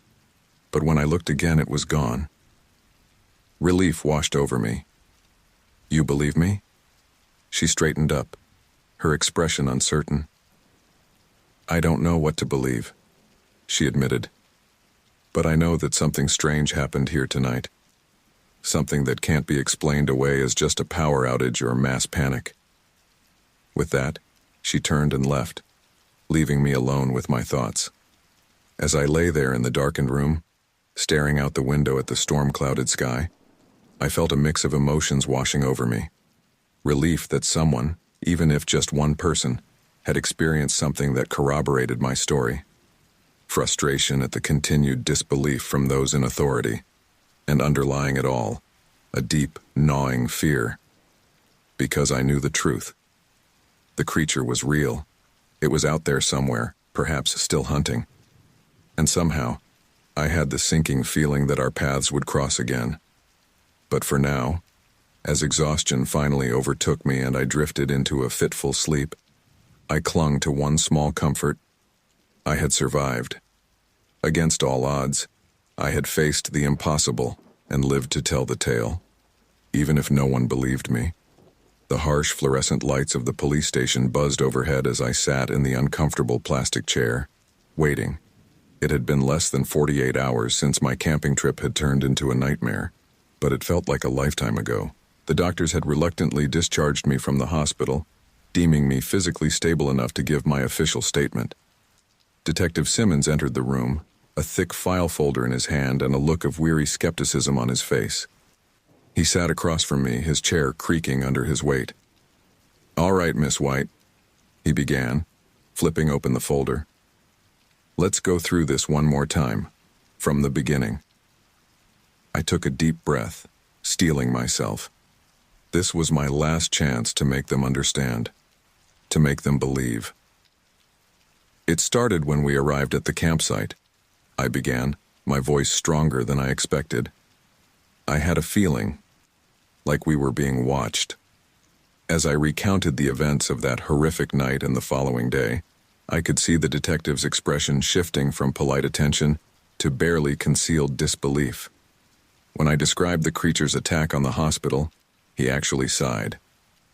"Miss White," he interrupted, pinching the bridge of his nose, "I understand you've been through a traumatic experience, but you have to understand how this sounds. We've found no evidence of any large, unidentified creature in the area. The damage to the hospital has been attributed to the storm and the resulting panic during evacuation. But what about my friends? I asked, desperation creeping into my voice. Have you found any sign of them? Detective Simmons' expression softened slightly. We're still searching, but I have to be honest with you. Given the state of your campsite and the evidence we found there, we're treating this as a potential animal attack, likely a bear. It wasn't a bear, I insisted, feeling tears of frustration welling up. I know what I saw. It was intelligent, it hunted us deliberately. A bear doesn't do that. The detective leaned back in his chair, regarding me with a mix of pity and exasperation. Emily, he said, using my first name for the first time. I've been doing this job for 25 years. I've seen what fear and trauma can do to a person's memory. It's not uncommon for victims of animal attacks to embellish their experiences to make sense of something senseless. I opened my mouth to argue, but he held up a hand to stop me. We're going to keep searching for your friends, but I need you to consider the possibility that your mind might be playing tricks on you. Dr. Kaufman has recommended you start seeing a therapist to help process this trauma. I strongly suggest you take his advice. With that, he stood, gathering his papers. We'll be in touch if we find anything. Try to get some rest, Miss White. You've been through a lot. As he left the room, I slumped in my chair, feeling utterly defeated. No one believed me. No one was going to look for the real threat still out there in those woods. The drive home was a blur. My parents, who had arrived at the hospital in a panic after being notified of my accident, kept shooting worried glances at me in the rearview mirror. Their attempts at conversation fell flat, and eventually, we lapsed into an uncomfortable silence. As we pulled up to our house, a wave of unreality washed over me.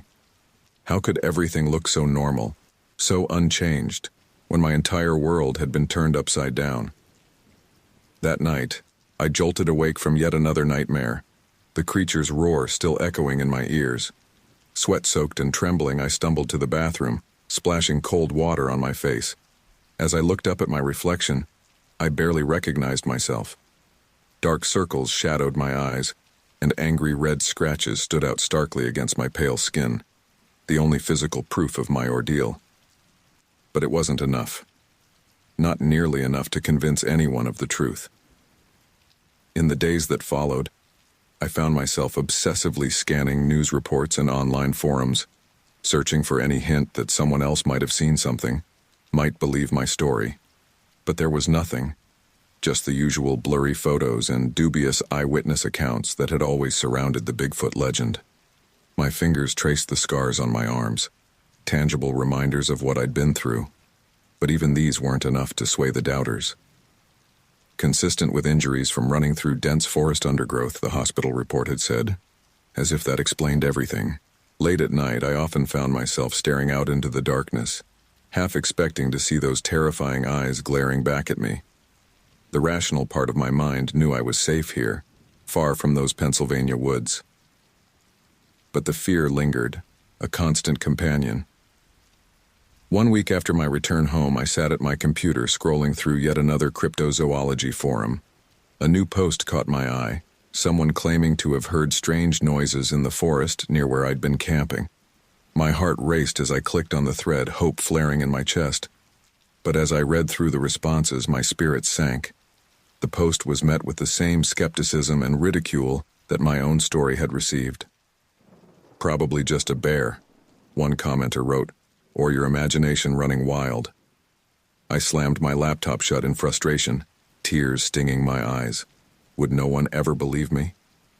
A soft knock at my door made me jump. "Emily?" my mom's voice called. "Dr. Kaufman's office called. They wanted to confirm your appointment for tomorrow." I sighed, running a hand through my tangled hair. "Yeah, Mom, I'll be there." As her footsteps retreated down the hall, I turned back to the window, staring out at the night sky. The moon hung low and full, casting long shadows across the backyard. For a moment, I could almost imagine I was back in those woods, the creature lurking just beyond the tree line. I shook my head, trying to dispel the image. This was my life now, constantly looking over my shoulder, jumping at shadows, trying to convince people of a truth they refused to see. As weeks turned to months, I realized I was doomed to carry the weight of this unbelievable truth alone. The therapist sessions, well-intentioned as they were, did little to ease the burden. How could I move on? How could I forget when I knew the creature was still out there? But life, as it tends to do, slowly began to return to some semblance of normalcy. I went back to school, hung out with friends who tiptoed around the subject of my accident, tried to pretend that everything was fine. Yet every time I closed my eyes, I saw those glowing, predatory eyes. Every unexplained noise made me flinch, and always, there was the gnawing certainty that this wasn't over, because I knew the truth. The creature, Bigfoot, Sasquatch, whatever you wanted to call it, was real. It was out there, perhaps still hunting, and somehow deep in my bones I knew our paths would cross again. But for now, as I lay in bed each night, staring at the shadows on my ceiling, I clung to one small comfort. I had survived. Against all odds, I had faced the impossible and lived to tell the tale, even if no one believed me. The encounter had changed me, forever marking me as someone who had glimpsed a world beyond what most people could comprehend. It was a heavy burden to bear, but it was mine, and as I drifted off to sleep, one thought echoed in my mind. I know what I saw, and I'll never forget. I never thought I'd be telling this story. Even now, as I sit here with trembling hands, I can hardly believe it myself. But I need to get this out, to put it into words, if only to convince myself that I'm not crazy. It all started on what should have been a perfect autumn day in the lush forests of Washington State. My name is Jason Taylor, and I'm an avid hiker from Seattle. I'd been planning this solo trip to the Mount Baker Snoqualmie National Forest for weeks. It was supposed to be a chance to clear my head, to reconnect with nature after months of being cooped up in the city. If only I'd known what was waiting for me in those woods. I remember waking up early that Friday morning, excitement coursing through my veins. The air was crisp and cool as I loaded up my car with my hiking gear. I'd packed light, just the essentials for a day hike. A small backpack with water, some trail mix, a first aid kit, and my trusty smartphone for photos and emergencies. I'd done this 100 times before. It was supposed to be routine. The drive to the trailhead was uneventful.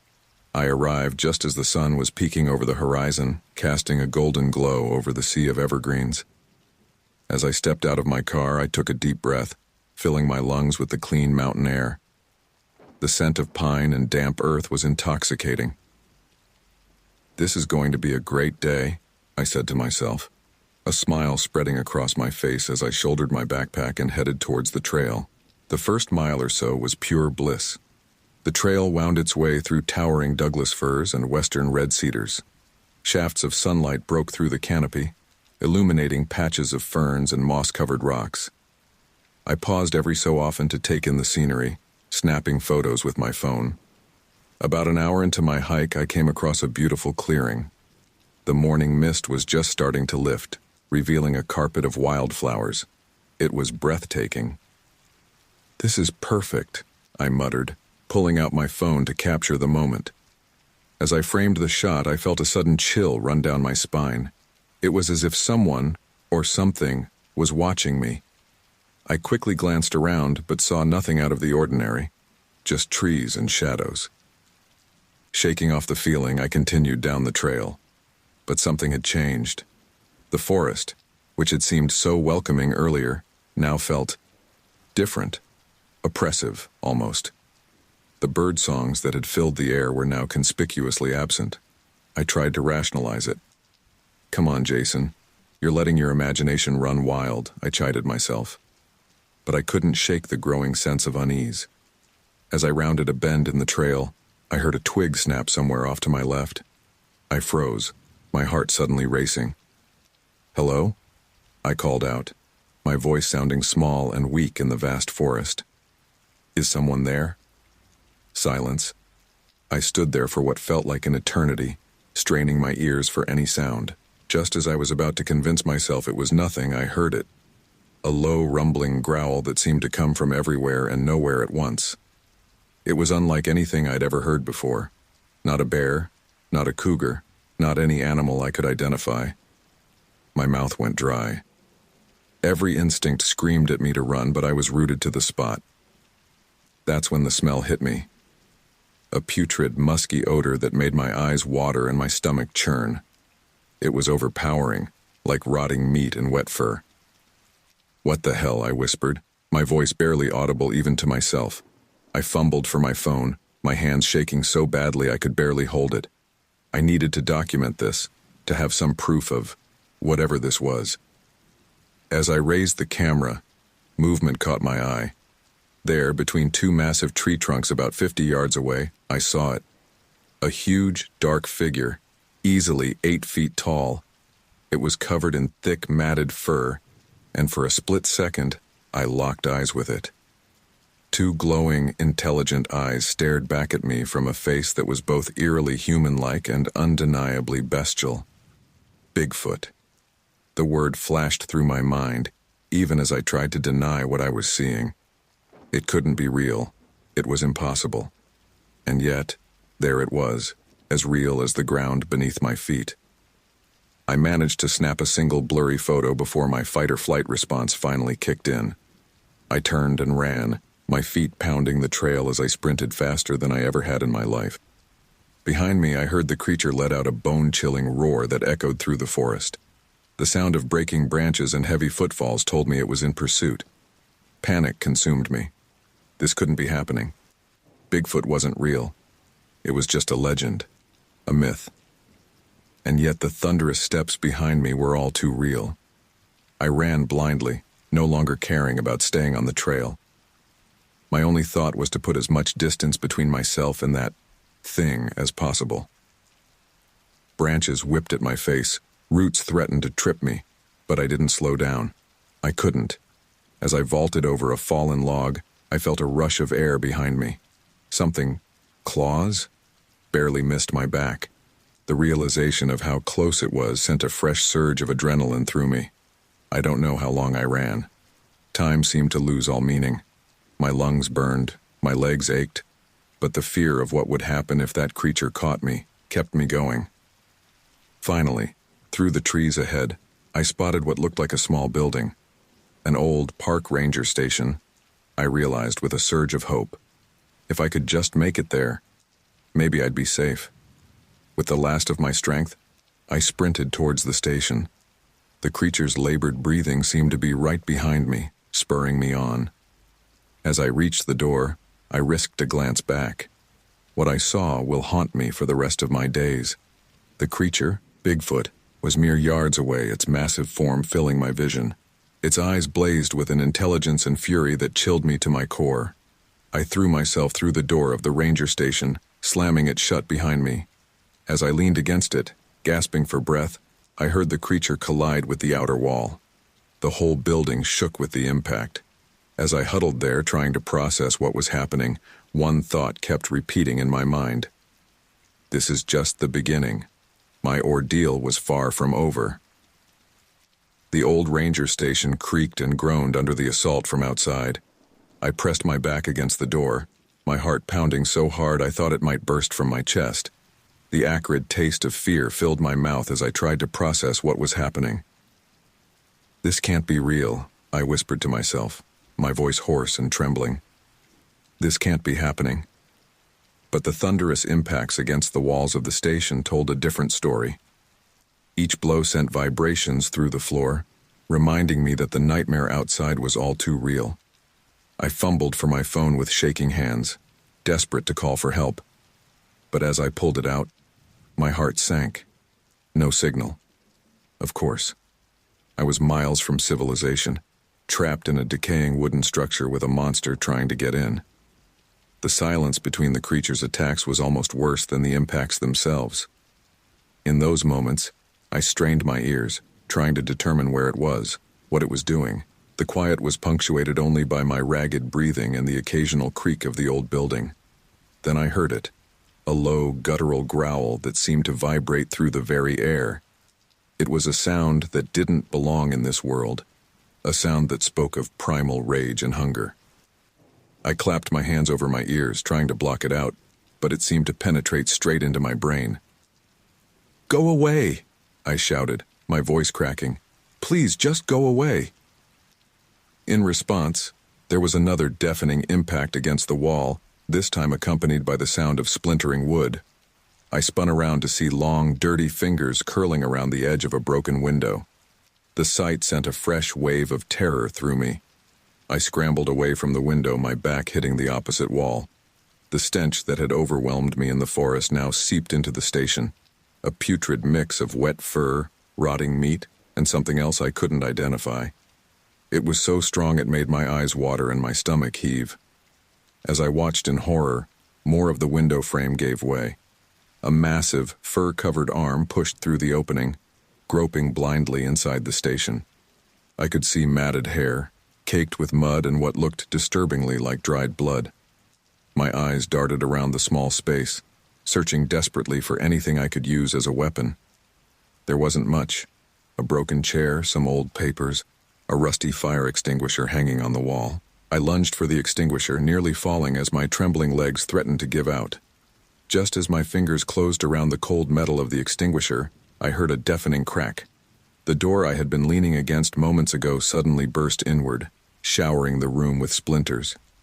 And there it stood, filling the doorway completely. Bigfoot, the creature of legend. But this was no gentle giant from campfire stories. This was a monster, its eyes gleaming with malevolence, its massive frame heaving with each breath. For a moment we stared at each other. I took in every terrifying detail, the matted fur, the powerful muscles rippling beneath it, the long arms ending in wickedly curved claws. Its face was a nightmare, almost human-like in structure but twisted into something feral and alien. Those eyes, they held an intelligence that chilled me to my core. This wasn't just an animal acting on instinct. There was purpose behind those eyes, a cruel intentionality that made it all the more terrifying. The creature let out another bone-chilling roar, spraying spittle and showing rows of yellowed, sharp teeth. The sound jolted me into action. With a yell that was part terror and part desperate defiance, I aimed the fire extinguisher and squeezed the handle. A cloud of white powder erupted from the nozzle, hitting the creature full in the face. It reared back, roaring in surprise and anger. I didn't wait to see what would happen next. Still spraying the extinguisher, I charged forward, ducking under its flailing arms and out through the shattered doorway. The forest that had seemed so peaceful just hours ago now felt like a green hell. I ran blindly, branches whipping my face, roots threatening to trip me at every step. Behind me I could hear the creature's enraged bellows and the sound of it crashing through the underbrush in pursuit. My lungs burned, my legs screamed in protest, but I didn't dare slow down. I knew that to stop was to die. So I ran, fueled by terror and adrenaline, deeper into the forest. I don't know how long I ran. Time seemed to lose all meaning. The world narrowed down to the path in front of me and the sounds of pursuit behind me. At some point I realized I was no longer on any kind of trail. I was plunging through thick undergrowth, each step a gamble. Suddenly the ground dropped away beneath my feet. I tumbled down a steep slope, rolling and bouncing painfully over rocks and fallen logs. When I finally came to a stop at the bottom, I lay there for a moment, dazed and gasping for breath. The sound of something large crashing down the slope after me jolted me back to my senses. Ignoring the pain that flared through my body, I scrambled to my feet and started running again. I burst through a thicket and found myself in a small clearing. In the center was a massive fallen tree, its upturned roots creating a natural barrier. Without thinking, I dove behind it, pressing myself into the earth beneath the root ball. For what felt like an eternity, I lay there, hardly daring to breathe. I could hear the creature moving around the clearing, its heavy footsteps shaking the ground. The stench of it filled the air, making me gag silently. Then gradually the sounds began to move away. The footsteps grew fainter. The snuffling and growling receded into the distance. Still, I didn't move.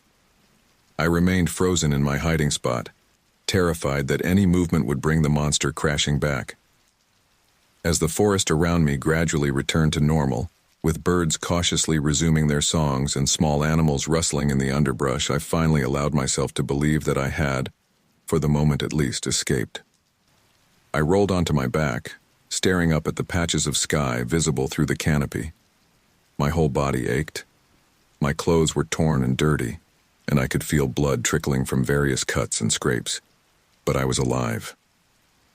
As the adrenaline began to wear off, the full impact of what had just happened hit me. I had seen Bigfoot, not just seen it, but been chased and nearly killed by it. A creature that wasn't supposed to exist had very nearly ended my life. I wanted to laugh. I wanted to cry. I wanted to scream. Instead, I lay there in silence, my mind reeling as it tried to reconcile what I knew of the world with what I had just experienced. One thing was clear, though. This wasn't over. I was lost in the forest, injured, with no supplies and no way to call for help. And somewhere out there, that creature was still roaming. As the reality of my situation sank in, I knew that my ordeal was far from over. The real fight for survival was just beginning. I don't know how long I lay there, hidden beneath the fallen tree's roots, my body aching and my mind reeling from what I'd just experienced. The forest had grown quiet, but I knew better than to trust that silence. Every rustle of leaves, every snapping twig sent a jolt of fear through me. Finally, the growing chill in the air forced me to move. I couldn't stay here forever. I needed to find my way back to civilization, to safety. With great caution, I crawled out from my hiding spot, every muscle protesting the movement.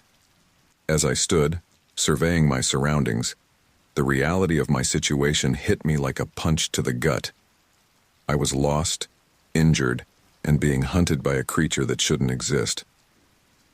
My phone was gone, likely lost during my tumble down the slope. I had no food, no water, and no idea which direction would lead me back to the trail. "Think, Jason," I muttered to myself, trying to keep the panic at bay. "You've had wilderness survival training, use it." I took a deep breath, wincing at the pain in my ribs, and tried to orient myself. The sun was lower in the sky now, but still visible through the canopy. West. If I headed east, I should eventually hit the main trail or a road. With a plan in mind, I started walking. Every step was an effort, my body protesting after the brutal chase and fall.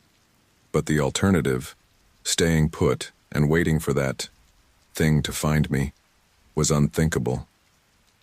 I'd been walking for maybe 20 minutes, the forest eerily quiet around me when I heard it. A low, rumbling growl that seemed to come from everywhere and nowhere at once. I froze, my heart leaping into my throat. "No," I whispered, the word escaping me before I could stop it. "Please, no." The growl came again, louder this time, closer. And then I saw it. A massive dark shape moving through the trees to my right. Those same intelligent, malevolent eyes locked onto mine, and I knew my brief respite was over.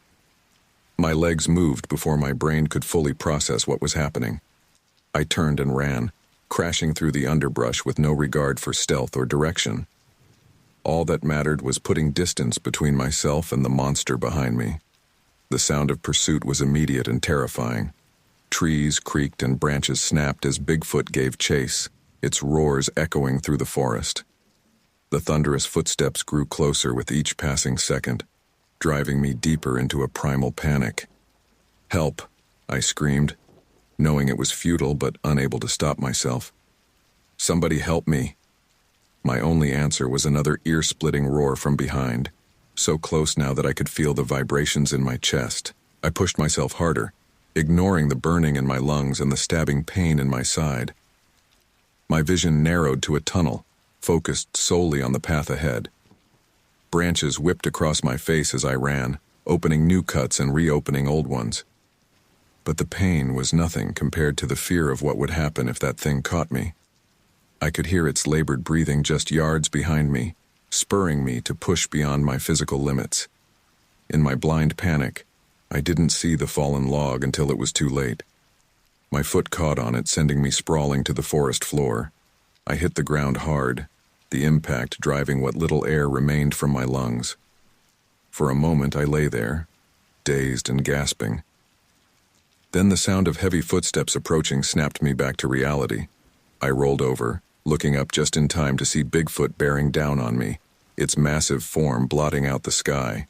With a desperate cry, I scrambled backwards, my hands scrabbling in the dirt for anything I could use as a weapon. My fingers closed around a thick branch and I swung it wildly as the creature lunged for me. By some miracle, the branch connected with the side of Bigfoot's head. It wasn't enough to hurt it, but the unexpected impact caused it to rear back, roaring in surprise and anger. That moment of hesitation was all I needed. I leapt to my feet and took off running again, my body moving on pure adrenaline now. Behind me I could hear the creature's enraged bellows as it resumed the chase. The forest became a blur around me as I ran. I lost all sense of direction, all thought of trying to find my way back.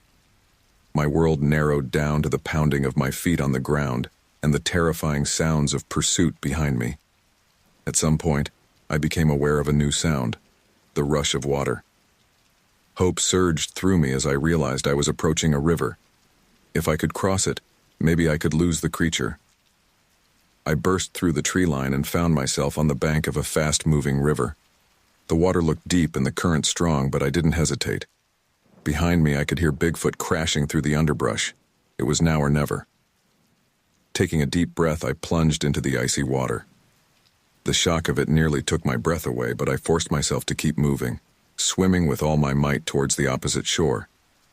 The current was stronger than I'd anticipated, pulling me downstream as I struggled to cross. My clothes, heavy with water, dragged at me, and my tired muscles screamed in protest. But the sound of a massive splash behind me, followed by an angry roar, gave me a fresh burst of energy. I didn't dare look back, focusing all my effort on reaching the far bank. My lungs burned, my limbs felt like lead, but somehow I kept going. After what felt like an eternity, my feet finally touched the bottom. I dragged myself out of the water, collapsing on the rocky shore. For a moment, I just lay there, coughing and gasping for air. Then slowly I raised my head and looked back across the river. There, on the opposite bank, stood Bigfoot. It paced back and forth, letting out frustrated roars that echoed across the water. But it didn't enter the river again. Whether it couldn't swim or simply chose not to, I didn't know. All that mattered was that, for now at least, I was safe. As I watched, the creature let out one final bone-chilling roar before turning and disappearing back into the forest. The sound of its retreat faded, leaving only the rush of the river and my own ragged breathing. I rolled onto my back, staring up at the darkening sky. I was alive, but I was far from safe. I was still lost, now on the wrong side of a river soaking wet, and the temperature was dropping as night approached. And somewhere out there I knew, Bigfoot was still hunting. As I lay there, trying to gather the strength to move, one thought kept repeating in my mind. This isn't over. Not by a long shot. The chase might have paused, but my fight for survival was far from finished. With a groan, I forced myself to sit up. I couldn't stay here. I had to keep moving, had to find help before night fell completely or before that thing found another way to reach me. On shaky legs, I stood and started walking along the riverbank, each step an effort of will. The chase had ended, for now. But as the forest grew dark around me and an owl hooted ominously in the distance, I knew that my ordeal was far from over. The night ahead promised new terrors, and I could only hope I had the strength left to face them. The night had fully descended upon the forest, turning the once familiar wilderness into an alien landscape of shadows and unseen dangers. I stumbled along the riverbank, my sodden clothes clinging to my shivering body, every step a monumental effort. The adrenaline that had fueled my desperate swim across the river was long gone, leaving me exhausted and aching. As I trudged forward, my mind raced with fragmented thoughts and fears. What if Bigfoot found a way across the river? What if there were more of them? The questions swirled in my head, each more terrifying than the last. "Keep it together, Jason," I muttered to myself, my voice hoarse and barely audible over the rushing water beside me. "One step at a time. Just keep moving." The moonlight filtering through the trees cast eerie shadows that seemed to move and shift, playing tricks on my already frayed nerves. Every snapping twig or rustling leaf sent a jolt of fear through me, causing me to whirl around, expecting to see that monstrous form lunging out of the darkness. I don't know how long I walked. Time had lost all meaning in this nightmare. But suddenly, through a break in the trees, I spotted something that made my heart leap, a structure. As I drew closer, I realized it was an old park ranger station, similar to the one I'd sought refuge in earlier, but on this side of the river. Hope surged through me. Maybe there would be a radio inside, or supplies, or at the very least, shelter from the cold and the lurking dangers of the forest. I approached the station cautiously, years of watching horror movies making me wary of any seeming sanctuary. The building was clearly abandoned, its wood weathered and gray, windows dark and empty. But it was intact, and right now, that was all that mattered. With trembling hands, I reached for the door handle. It turned with a rusty creak, and I stepped inside, immediately hit by the musty smell of disuse and decay. "Hello?" I called out, my voice echoing in the empty space. "Is anyone here?" Silence was my only answer. I fumbled along the wall until I found a light switch.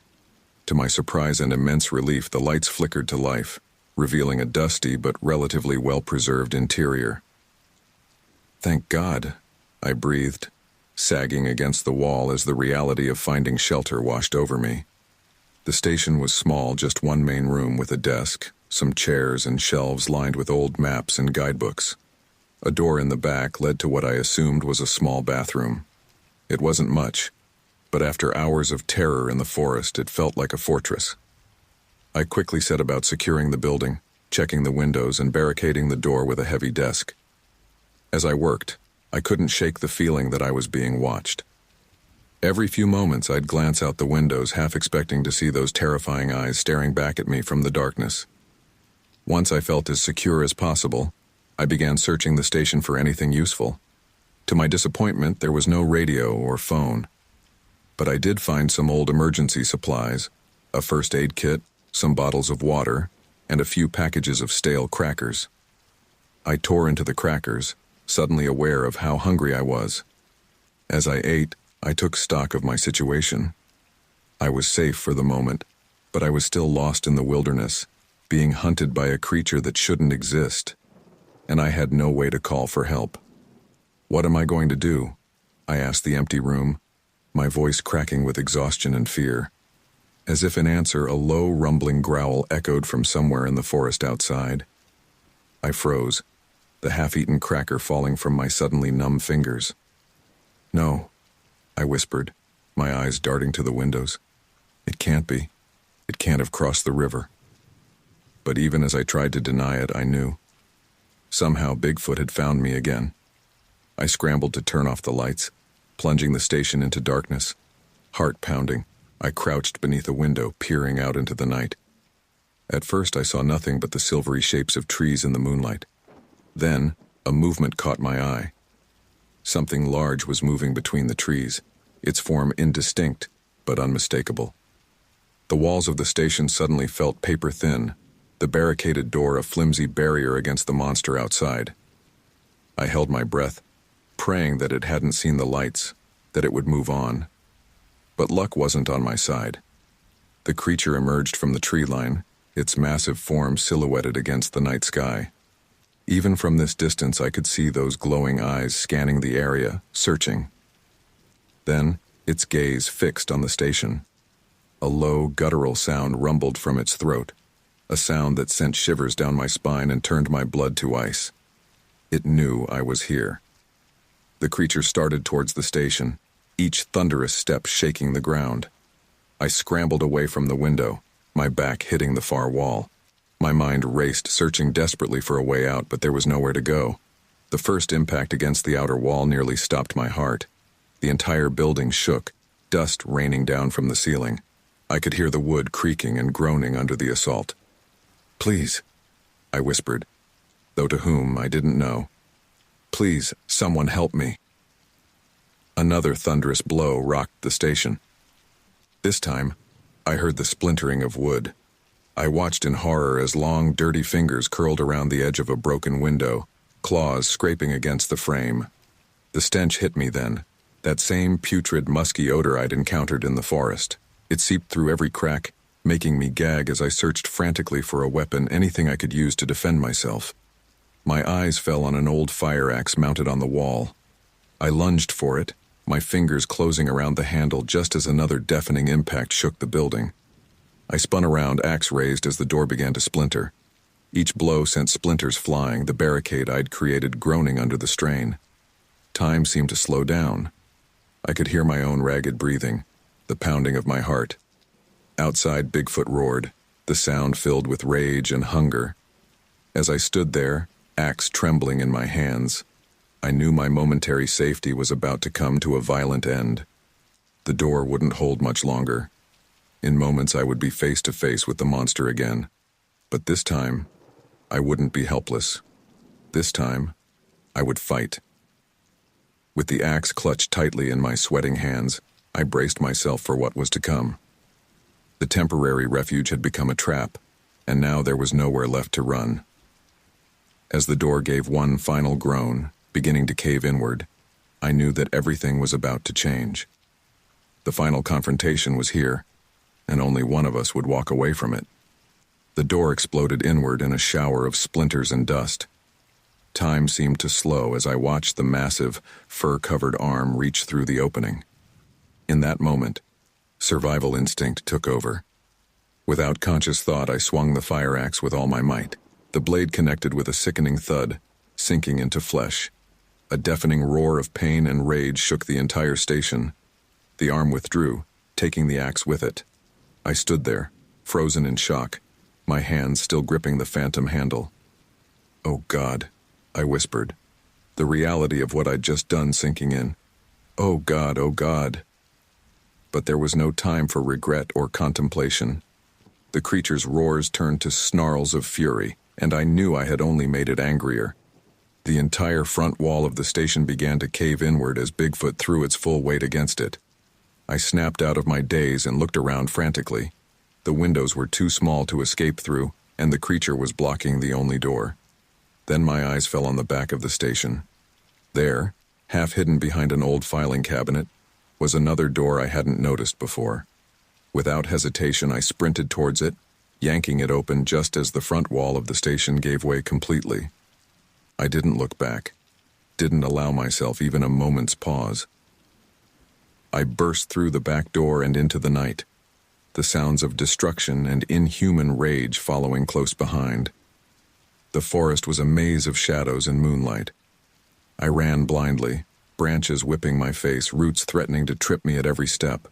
My lungs burned and every muscle screamed in protest, but the adrenaline coursing through my veins pushed me forward. Behind me, I could hear the creature crashing through the underbrush. Its roars echoed through the trees, spurring me to run faster than I ever thought possible. My mind was blank except for one thought: survive. I don't know how long I ran. Time lost all meaning in that frantic flight through the dark forest, but suddenly the ground beneath my feet changed. I was no longer running on soft earth, but on a hard, man-made surface. In the dim moonlight, I realized I had stumbled onto a road. Hope surged through me. A road meant civilization, meant help. I turned and began sprinting down the asphalt, praying to see headlights, a building, anything that signaled safety. The thunderous footsteps behind me grew closer. I could hear the creature's labored breathing, feel the rush of displaced air as its massive form bore down on me. I knew I couldn't outrun it much longer. Then, like an answer to my desperate prayers, I spotted a steep ravine off to the side of the road. Without a second thought, I veered towards it. It was dangerous, possibly suicidal, but it was my only chance. "Please," I gasped as I neared the edge. "Please let this work." I launched myself off the edge of the ravine just as I felt claws graze my back. For a heart-stopping moment I was airborne, the dark void of the ravine yawning beneath me. Then I hit the slope and began to tumble. The world became a dizzying blur of sky and earth. I bounced and rolled down the steep incline, unable to control my descent. Pain exploded through my body with each impact. Somewhere above, I heard Bigfoot's roar of frustration. Suddenly, my fall was interrupted as I slammed into something solid.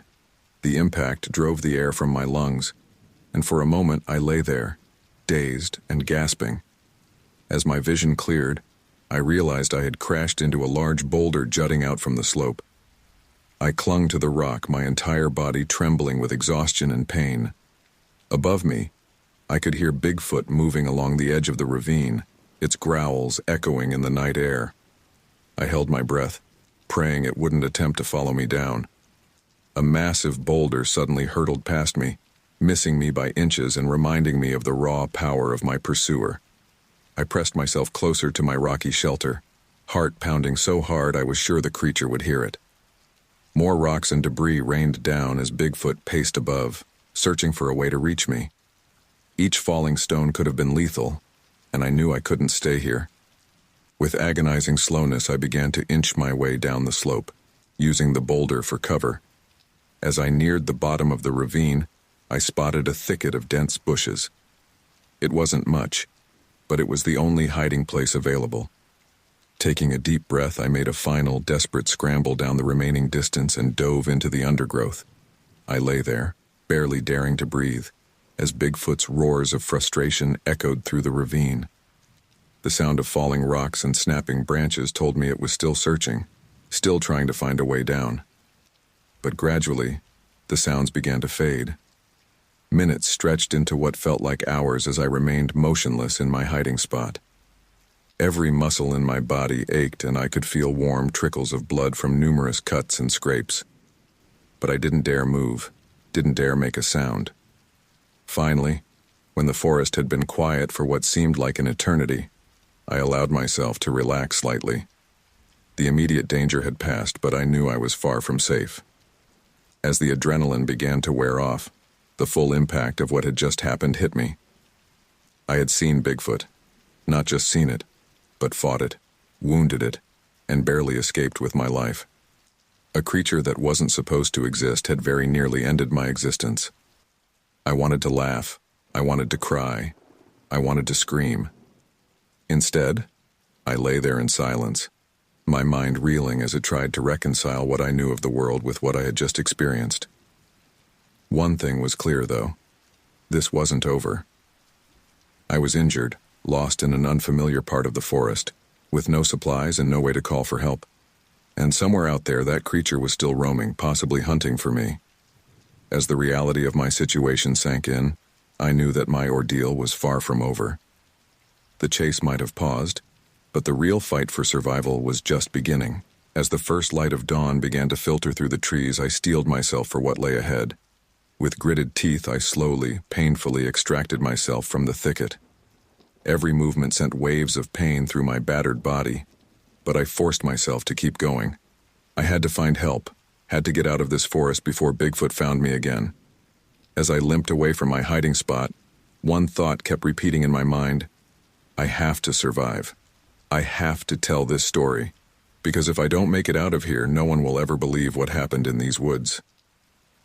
As the last remnants of daylight faded from the sky, I found myself huddled at the base of a large oak tree, my body trembling from a combination of cold, pain, and sheer exhaustion.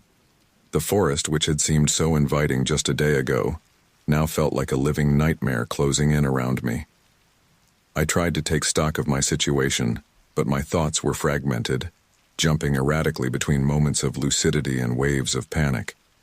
My clothes were torn and caked with mud and blood. Every inch of my body ached, and I was pretty sure I had at least one cracked rib from my tumble down the ravine. "Get it together, Jason," I muttered to myself, my voice hoarse and barely audible.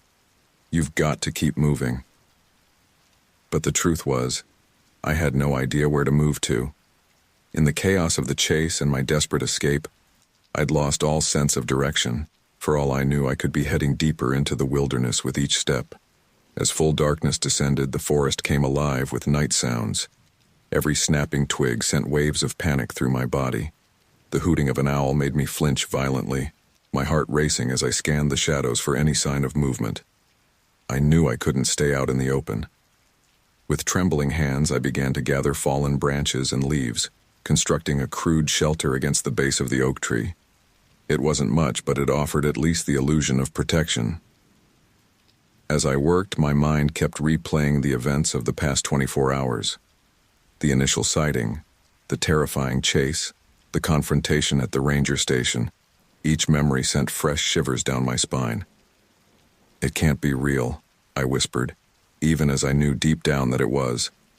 Bigfoot isn't supposed to exist. But exist it did, and it was out there somewhere in the darkness, possibly hunting for me even now. With my makeshift shelter complete, I crawled inside, pulling the branches close around me. The small space amplified the sound of my ragged breathing, and I forced myself to take slower, deeper breaths, trying to calm my racing heart. Sleep was impossible. Every time I closed my eyes, I saw those glowing, intelligent eyes staring back at me, filled with malevolence. I heard the creature's roar echoing in my mind, felt the rush of air as its claws barely missed me. Hours crawled by, each minute stretching into an eternity. The forest never truly fell silent. There was always some sound, the rustle of leaves, the scurrying of small animals, the distant call of night birds. Each noise made me tense, straining my ears for any sign that it might be Bigfoot returning. At one point, I heard a loud crack somewhere off to my left. I froze, hardly daring to breathe. My hand instinctively reached for a sturdy branch I'd kept close as a makeshift weapon, though I knew it would be useless against the creature if it found me. Long moments passed as I listened intently, my entire body coiled and ready to flee. Then I saw it. A pair of eyes reflecting the moonlight, just feet from my hiding place. I stifled a scream, my knuckles turning white as I gripped my branch, but the eyes were too low to the ground to be Bigfoot. As I watched, barely breathing, a deer stepped into a patch of moonlight. For a moment we stared at each other, the animal's ears twitching as it sensed my presence. Then, with a snort, it bounded away into the darkness. I sagged back against the tree, relief washing over me in a dizzying wave. But the encounter left me even more on edge. If a deer could approach so silently, how easily could Bigfoot sneak up on me? As the night wore on, exhaustion began to overtake fear. Despite my best efforts, I found myself drifting in and out of a fitful sleep. Each time I jerked awake, my heart pounding, certain that I'd heard the creature's approach. In one particularly vivid moment between sleep and waking, I could have sworn I saw a massive, shadowy figure moving between the trees just beyond my shelter. I held my breath, pressing myself back against the tree, praying that the branches concealing me would be enough. The figure seemed to pause, and I felt sure that those terrifying eyes were staring right at me. I wanted to run, to scream, to do something, but terror had frozen me in place. I squeezed my eyes shut, silently pleading for it to be just another nightmare. When I finally gathered the courage to open my eyes again, the figure was gone. Had it really been there? Or was my exhausted, traumatized mind playing tricks on me? I couldn't be sure, and that uncertainty was almost worse than a direct confrontation.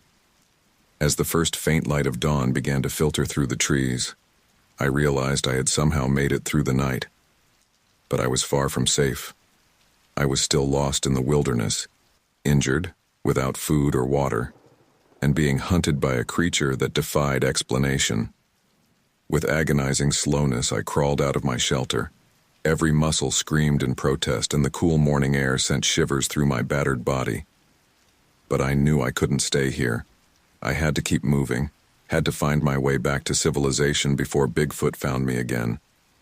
As I stood on shaky legs, surveying the forest around me, a realization hit me with chilling clarity. The creature hadn't given up. It was out there somewhere, waiting. This brief respite was just that. Brief. The real ordeal was still to come. I took a deep breath, wincing at the pain in my ribs, and tried to orient myself. The rising sun gave me at least a sense of direction. east. If I headed west, I should eventually hit the main trail or a road. With one last glance at my makeshift shelter, I started walking. Each step was an effort, my body protesting after the brutal chase and a night spent in fear. But the alternative, staying put and waiting for that thing to find me, was unthinkable. As I moved through the awakening forest, my senses were on high alert. Every shadow could be hiding the creature, every sound could be its approach. The night terrors had passed, but I knew the real nightmare was far from over. The chase would resume soon, I was certain of it. And this time I didn't know if I had the strength left to escape. But I had to try. I had to survive, to tell my story, to warn others about what lurked in these woods. With that grim determination fueling me, I pressed on into the unknown, the memory of those glowing eyes driving me forward. The longest night of my life had ended, but the most dangerous day was just beginning.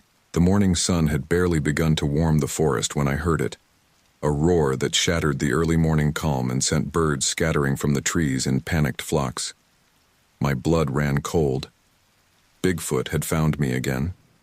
I stumbled out of my hiding place, muscles screaming in protest after the night spent in cramped discomfort. Every instinct told me to run, but my battered body could barely manage a limping jog. Still, I pushed forward, driven by pure survival instinct. "Come on, Jason," I gasped to myself, each breath sending sharp pains through my ribs. "Move!" The sounds of pursuit grew closer with terrifying speed. Branches snapped and entire saplings were uprooted as the creature crashed through the forest behind me. Its roars echoed off the trees, seeming to come from every direction at once. I don't know how long I ran, or in what direction. Time lost all meaning in the face of sheer terror. My world narrowed to the path in front of me and the thunderous footsteps behind. Suddenly the trees thinned, and I found myself at the base of a rocky outcropping. It rose steeply before me, a natural wall that under normal circumstances I wouldn't have dreamed of climbing. But these were far from normal circumstances. Without hesitation, I began to scramble up the rocks. My hands were soon bloody from sharp edges, and every movement sent waves of pain through my battered body. But I could hear Bigfoot closing in, its heavy breathing audible even over the pounding of my own heart. "Please," I muttered, not sure who or what I was pleading with. "Please, just let me make it." I was about halfway up when I heard a deafening roar from directly below. Against my better judgment, I looked down. There it stood at the base of the outcropping, its massive form even more terrifying in the clear light of day. Matted fur caked with mud and what looked disturbingly like dried blood. Muscles rippling beneath its skin as it prepared to climb.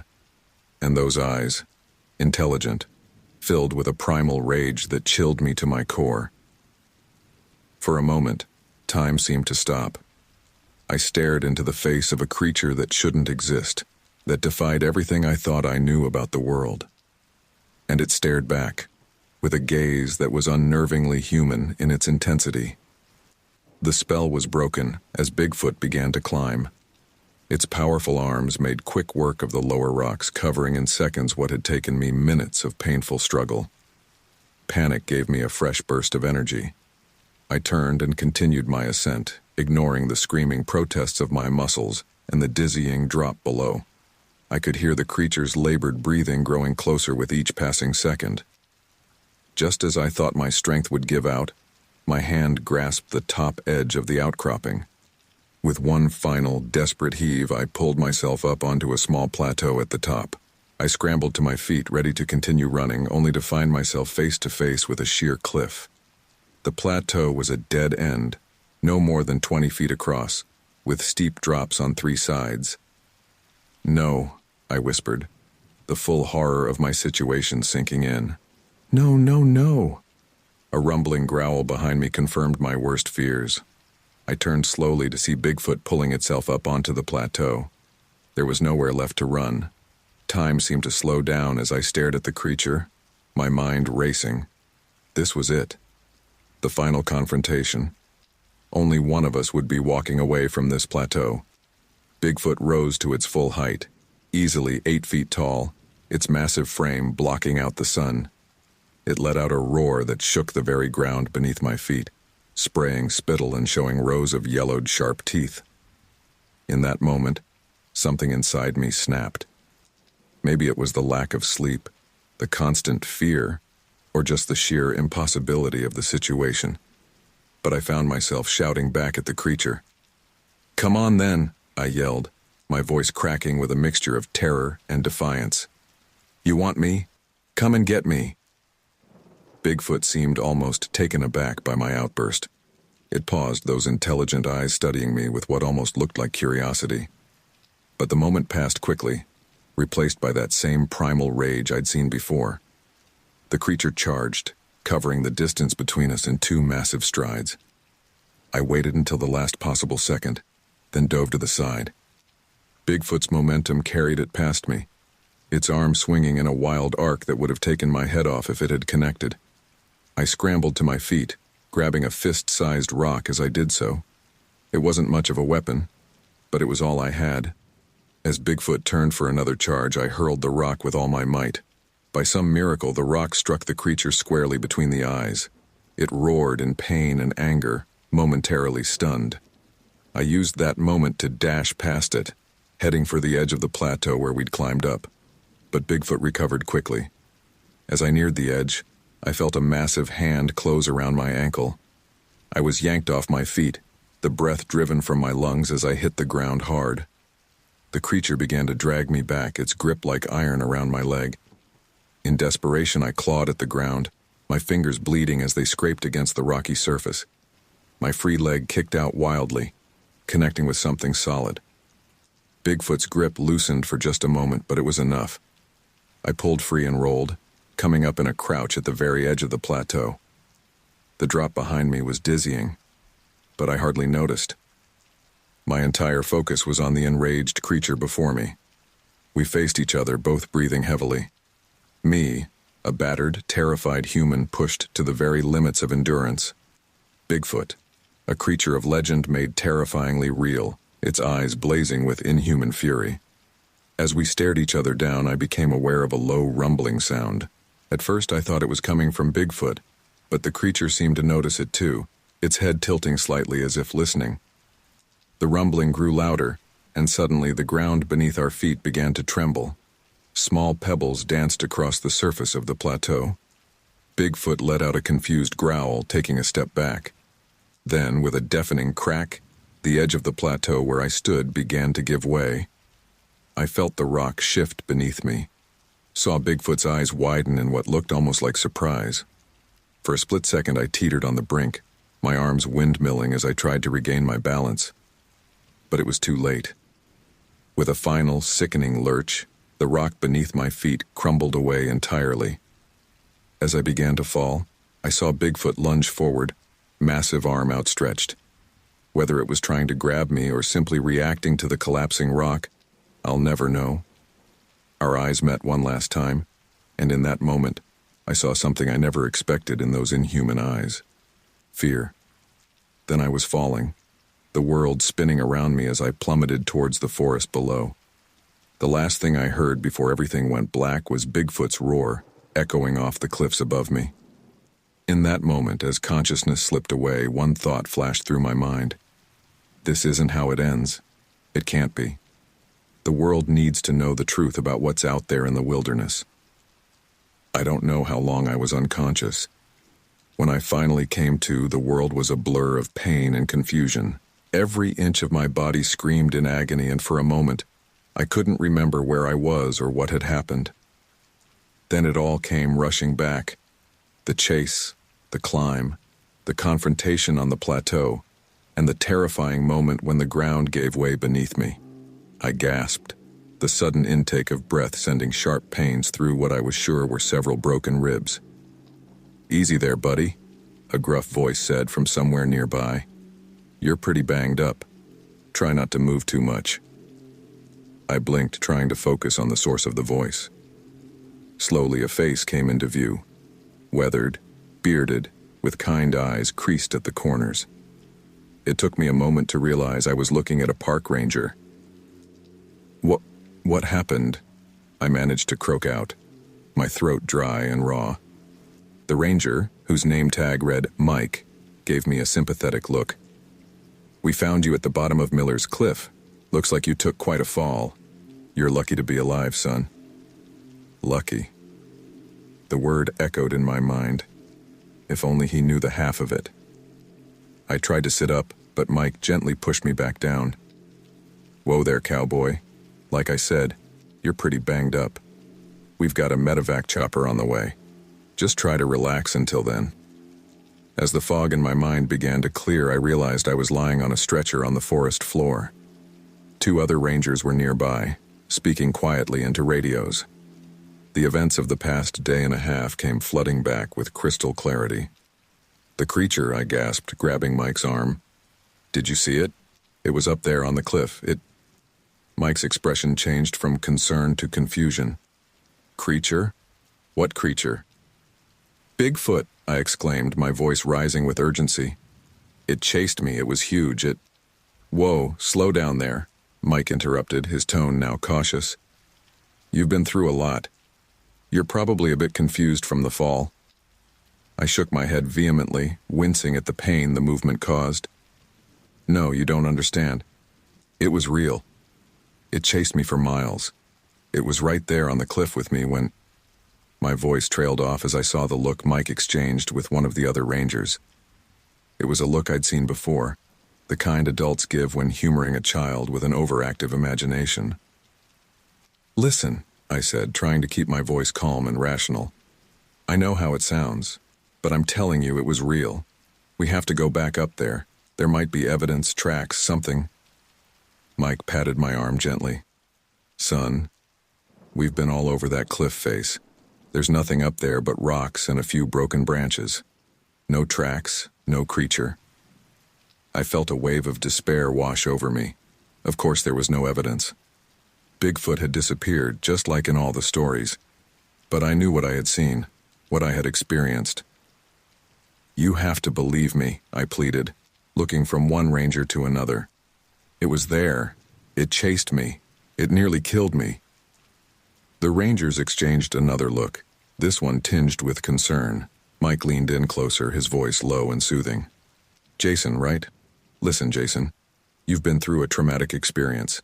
It's not uncommon for the mind to create explanations for things it can't understand. But I promise you, there's no such thing as Bigfoot. What you experienced was a terrible accident, nothing more. I wanted to argue to make them understand, but I could see in their eyes that it was useless. They had already made up their minds. To them, I was just another hiker who'd had an accident and gotten confused. As if on cue, the sound of helicopter blades filled the air. The medevac had arrived. All right, let's get you out of here, Mike said, nodding to the other rangers. They began to lift my stretcher. As they carried me towards the clearing where the helicopter was landing, I caught a glimpse of the cliff face where I had fallen. My eyes scanned the rocky outcropping, searching for any sign of the creature that had pursued me. For a moment, I thought I saw movement, a large, dark shape shifting between the trees at the top of the cliff. My heart rate spiked, the monitor I was attached to beeping frantically. Did you see that? I called out. But my voice was lost in the roar of the helicopter's engines. I kept my eyes fixed on the spot as the rangers loaded me into the chopper. Just before the doors closed, I could have sworn I saw those intelligent, terrifying eyes staring down at me from the clifftop. Then the doors slammed shut, and we were airborne, rising above the forest that had nearly become my tomb. As we flew away, I pressed my face to the window, watching the wilderness recede beneath us. Somewhere down there, hidden in those vast green depths, was a creature that wasn't supposed to exist. A creature that had hunted me, nearly killed me, and would now return to the realm of myth and legend. I slumped back on the stretcher, exhaustion finally overtaking me. The paramedics worked around me, checking my vitals and administering pain medication, but my mind was far away, still in that forest, still running from those terrifying eyes. As I drifted off into a drug-induced sleep, one thought kept repeating in my mind. No one will ever believe me. The truth of what happened in those woods would die with me, dismissed as the ramblings of a confused and injured hiker. But I knew the truth, and as the helicopter carried me away from the scene of my terrifying ordeal, I made a silent vow. Somehow, some way, I would find a way to prove what I had seen. The world needed to know the truth about what lurked in the wilderness. With that thought, I surrendered to unconsciousness, leaving behind the forest and its terrifying secret. For now, the steady beep of medical equipment was the first thing I became aware of as consciousness slowly returned. I blinked, my eyes adjusting to the harsh fluorescent lights of what I quickly realized was a hospital room. For a moment, I felt a surge of relief. I had survived, I was safe. But then the memories came flooding back. The chase, the terror, the creature that shouldn't exist. My heart rate spiked, causing the monitor beside me to beep frantically. A nurse rushed in, her face a mask of professional concern. "Mr. Taylor? Jason? Can you hear me? Try to relax, you're safe now." Safe. The word seemed hollow. How could I ever feel safe again, knowing what was out there? "Where am I?" I croaked, my throat dry and raw. "You're in Cascade General Hospital," the nurse replied, checking my vitals. "You were brought in by helicopter yesterday evening. Do you remember what happened?" Did I remember? The question almost made me laugh. How could I ever forget? I fell," I said cautiously, remembering the disbelief of the park rangers. "From a cliff." The nurse nodded. "That's right. You're very lucky. A few broken ribs, a concussion, and a lot of cuts and bruises, but nothing life-threatening. The doctor will be in soon to discuss your injuries in more detail." As she bustled about, adjusting my IV and making notes on a chart, I tried to gather my thoughts. I needed to tell someone what had really happened, someone who would believe me. "Excuse me," I said, catching the nurse's attention. Is there someone I can talk to about what happened in the forest? A police officer, maybe?" The nurse gave me a sympathetic look. "The local sheriff stopped by earlier, but you were still unconscious. He left his card. Would you like me to call him for you?" I nodded eagerly. "Yes, please, it's important." She left, promising to make the call.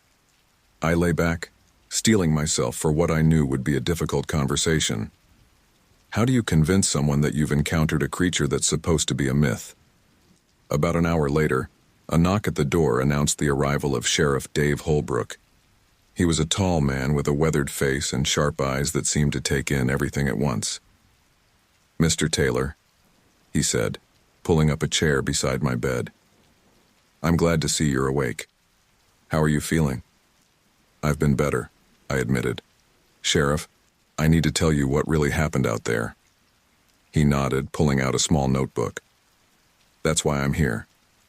Just take your time and tell me everything you remember." So I did. I told him about the initial sighting, the terrifying chase through the forest, the confrontation at the ranger station, and the final showdown on the cliff. As I spoke, I could see the skepticism growing in his eyes, but to his credit, he let me finish without interruption. When I was done, there was a long moment of silence. Finally, the sheriff cleared his throat. "Mr. Taylor," he began carefully, "I understand you've been through a traumatic experience, and the mind can sometimes create explanations for things it can't understand." "You don't believe me," I said flatly. He sighed. "It's not that I don't believe you believe what you're saying, but you have to understand how this sounds. Bigfoot isn't real. It's a legend, nothing more." "I know what I saw," I insisted, frustration building. "It was real. It chased me for miles. It nearly killed me." "Jason," the sheriff said, his tone gentle but firm, "we found no evidence of any large creature in the area. No tracks, no hair, nothing. What we did find were signs of a bear in the vicinity. Is it possible that in your panic you might have mistaken a bear for something else?" I shook my head vehemently. "It wasn't a bear, it was bipedal. It was intelligent. It was..." My voice trailed off as I saw the look in the sheriff's eyes. It was the same look the park rangers had given me, a mixture of pity and disbelief. "Listen," he said, standing up. "Get some rest. Give yourself time to process what happened. If you remember anything else, anything concrete, give me a call." As he turned to leave, a thought struck me. "My phone," I exclaimed. "I took pictures. They'll prove what I saw." The sheriff paused at the door. "We found your phone at the base of the cliff. I'm afraid it was pretty badly damaged in the fall. Our tech guys couldn't recover any data from it." With that, he left, leaving me alone with my thoughts and the steady beep of the heart monitor. Over the next few days, as I began the long process of physical recovery, I told my story again and again. To doctors, to psychologists, to curious nurses. Each time I was met with the same response: sympathetic disbelief at best, thinly veiled skepticism at worst. "Post-traumatic stress," one doctor explained kindly. "Your mind created a narrative to explain the trauma. It's not uncommon." But I knew the truth.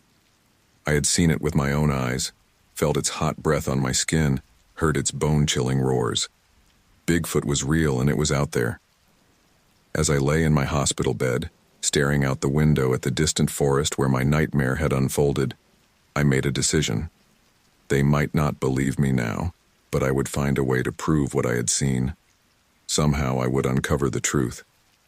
But even as I made this silent vow, a chill ran down my spine. Because I knew that out there, in the vast wilderness, a creature that defied explanation was roaming free. And the thought of ever returning to those woods filled me with a terror I knew would never fully fade. The truth was out there. But so was Bigfoot, and I wasn't sure which was more terrifying. The hospital room felt more like a prison with each passing day. My body was healing, but my mind was trapped in an endless loop of terror and frustration. Every time I closed my eyes, I saw those intelligent, malevolent eyes staring back at me. Every unexpected sound made me flinch, expecting to hear that bone-chilling roar again. On the 5th day of my stay, Dr. Emerson, the lead physician overseeing my case, came in for what he called a discharge consultation. He was a kind-faced man in his 50s with salt and pepper hair and wire-rimmed glasses. But as he sat down beside my bed, I could see the careful neutrality in his expression that I'd come to recognize all too well. "How are you feeling today, Jason?" he asked, his pen poised over my chart. I sighed, knowing where this conversation was heading. "Physically, better. The pain's manageable now. But doctor, He held up a hand, cutting me off gently. "Before we get into that, let's discuss your injuries. Your ribs are healing nicely and the concussion symptoms seem to be subsiding. I think we can release you tomorrow, provided you have someone to stay with for a few days." I nodded absently, my mind already racing ahead to what I knew was coming next. Dr. Emerson cleared his throat. "Now, Jason, I understand you've been struggling with the memory of what happened in the forest." "Struggling?" I couldn't keep the bitterness out of my voice. "Doctor, I'm not struggling with memories. I'm struggling with the fact that no one believes what actually happened to me." He leaned forward, his voice taking on that infuriatingly gentle tone that I'd heard from every medical professional over the past few days. "Jason, you experienced a traumatic event. It's not uncommon for the mind to create explanations for things it can't fully process." "I didn't imagine it," I insisted, my hands clenching the bedsheets. "Bigfoot was real. It chased me. It tried to kill me. Why won't anyone believe me?" Dr. Emerson sighed, removing his glasses and pinching the bridge of his nose. "Jason, we've been over this. There's no evidence to support your claim. The Forest Service found nothing unusual in their search of the area. Your injuries are consistent with a fall, which is exactly what the park rangers reported. But my photos were lost when your phone was damaged in the fall," he finished for me. "I know this is difficult to accept, but you need to consider the possibility that what you think you saw was a product of fear, adrenaline, and trauma." I slumped back against my pillows, feeling defeated. How could I make them understand? How could I convince them of the truth when I had no proof? Dr. Emerson placed a hand on my arm. I'm recommending you see a trauma counselor after your release. They can help you process what happened and work through these beliefs. Beliefs. As if what I'd experienced was nothing more than a delusion. Fine, I muttered, too exhausted to argue anymore. Can I at least get out of this room for a bit? Maybe go to the cafeteria or something? He nodded, seemingly relieved by my acquiescence. Of course, some movement will be good for you, just don't overexert yourself. After he left, I slowly made my way out of the room, wincing at the lingering pain in my ribs. The hospital corridors were bustling with activity, nurses and doctors rushing past, visitors wandering with worried expressions. Normal life, untouched by the terror I'd experienced. I found myself in the hospital's small gift shop, absently browsing magazines to distract myself. That's when I saw it, a local tourism brochure with a picture of the very forest where my nightmare had unfolded. Beautiful, isn't it? A voice beside me said. I turned to see an elderly volunteer manning the gift shop counter. She was smiling at the brochure in my hands. I guess, I stammered, unable to reconcile the peaceful image with my terrifying memories. Her smile faltered as she took in my hospital gown and the bandages visible on my arms. Oh my, were you hiking out there? There was a story on the news about a hiker who had an accident. I hesitated, then decided to take a chance. It wasn't just an accident. There was something out there. Something that chased me. The old woman's eyes widened with interest. Oh? What kind of something? You wouldn't believe me, I said bitterly. No one does. She leaned in conspiratorially. Try me, young man. I've lived in these parts for 70 years. I've heard all sorts of stories about those woods. So I told her. Everything. The chase, the terror, the final confrontation on the cliff. As I spoke, I waited for the familiar look of disbelief to cloud her features. But it never came. When I finished, she was silent for a long moment. Then she reached under the counter and pulled out an old, leather-bound book. My late husband was a forest ranger, she said, her voice low. He kept journals of everything he saw and heard about in those woods, including things that the official reports never mentioned. She opened the book, flipping through yellowed pages covered in neat handwriting. Then she turned it towards me, pointing to a particular entry. My heart nearly stopped as I read the words. Large bipedal creature sighted near Miller's Ridge. Over 8 feet tall, covered in dark fur. Intelligent eyes. I looked up at her, my voice barely a whisper. You believe me? She nodded solemnly. Those woods hold secrets, young man. Secrets that most folks aren't ready to accept. But some of us know the truth. As I stood there staring at the journal entry that validated everything I'd experienced, I felt a mix of relief and renewed fear wash over me. I wasn't crazy. I hadn't imagined it. Bigfoot was real. But as I raised my eyes to thank the old woman, I caught sight of something through the gift shop window that made my blood run cold. There, in the distant tree line bordering the hospital parking lot, I saw a large dark shape moving between the trees. For a split second, I locked eyes with a creature that shouldn't exist, its gaze as intelligent and terrifying as I remembered. Then it was gone, melting back into the forest as if it had never been there. I stumbled back, my heart racing.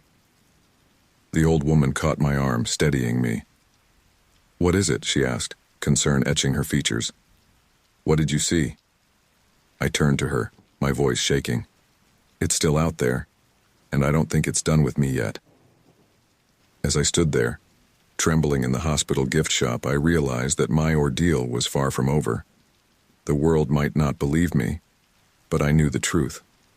And somewhere out there, in the vast wilderness, Bigfoot was waiting, watching. The nightmare I thought I'd escaped was only just beginning. The sun was dipping below the tree line as we pulled into the secluded campsite nestled deep in the Oregon wilderness. I couldn't shake the feeling we were being watched as I stepped out of Jake's beat-up Jeep, stretching my legs after the long drive from Portland. "We made it, guys," Sarah exclaimed, her excitement palpable as she bounced out of the back seat. "This is going to be epic." I forced a smile, trying to match her enthusiasm. "Yeah, it's beautiful," I managed, my eyes scanning the dense forest surrounding us. The tall pines seemed to loom over our little clearing, their branches reaching out like gnarled fingers. Jake clapped me on the shoulder, nearly making me jump out of my skin. "Relax, Megan," he chuckled. "You're wound tighter than a spring.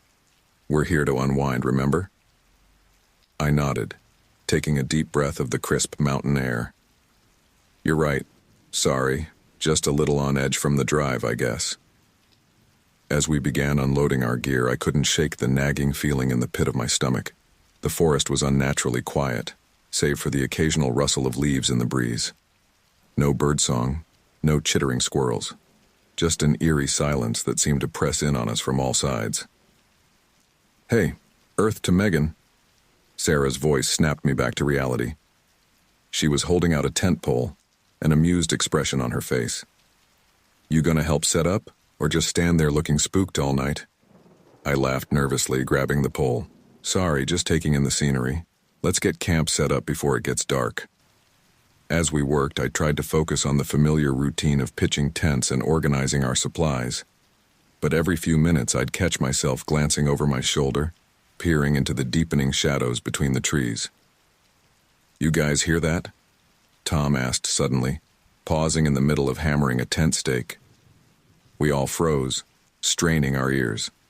For a moment there was nothing but the soft whisper of wind through the pines. Then a sharp crack echoed through the forest, like a massive branch snapping underfoot. "Probably just a deer," Jake said with a shrug, but I noticed him eyeing the tree line warily. As darkness fell, we gathered around the campfire Jake had built. The flickering flames cast long shadows that danced at the edge of our little circle of light, making the forest beyond seem even more impenetrable. "Who wants s'mores?" Sarah chirped, pulling out a bag of marshmallows. As we roasted marshmallows and swapped stories, I tried to relax and enjoy the company of my friends.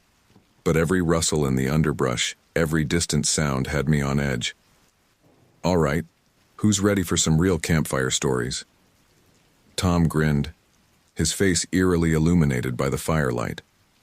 "I've got a doozy about a group of campers who ventured into these very woods." I groaned inwardly. "Do we have to do the scary story thing?" "Come on, Meg, it's tradition," Jake insisted.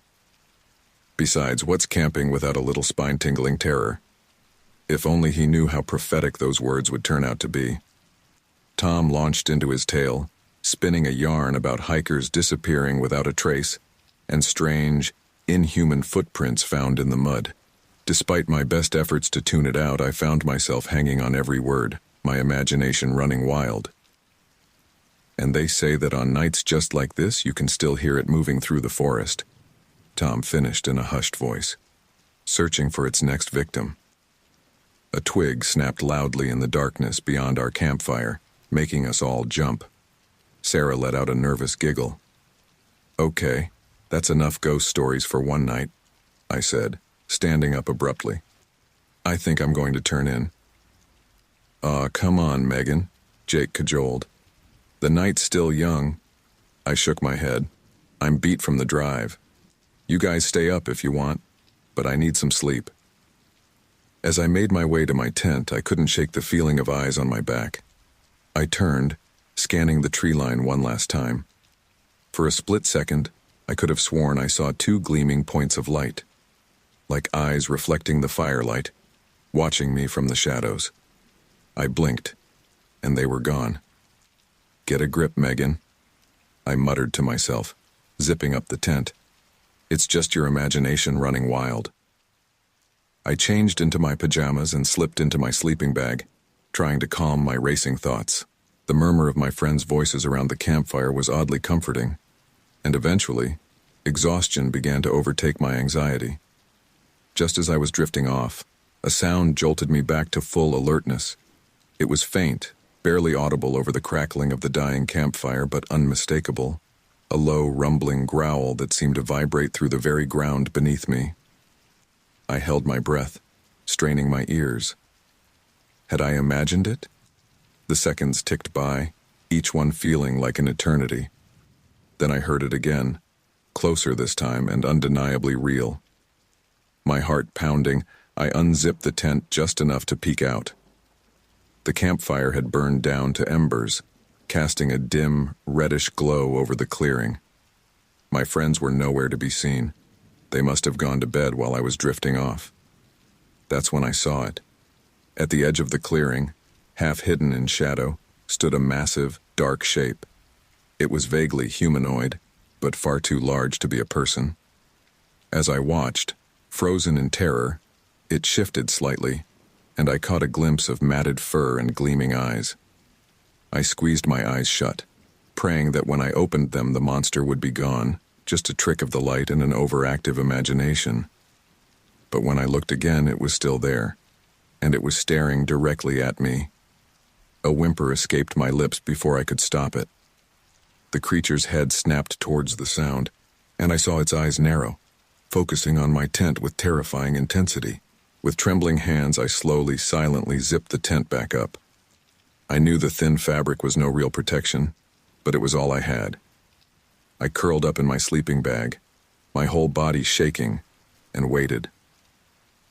The rest of the night passed in a haze of fear and fitful dozing. Every snapping twig, every rustle of leaves had me tensing, expecting the monster to come crashing through my tent at any moment. But somehow, miraculously, dawn arrived without incident.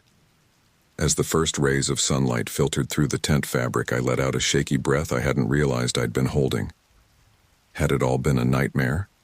A hallucination brought on by Tom's scary story and my own paranoia? I unzipped the tent and poked my head out, half expecting to see the creature still lurking at the edge of the clearing. But there was nothing there, just the peaceful morning forest, birds chirping as they welcomed the new day. Feeling foolish, I stepped out of the tent, stretching my stiff muscles. That's when I noticed something that made my blood run cold. There, in the soft earth near where I'd seen the creature standing, was a single massive footprint. As I stared at it in horror, Sarah emerged from her tent, yawning. "Morning, Meg. Sleep well?"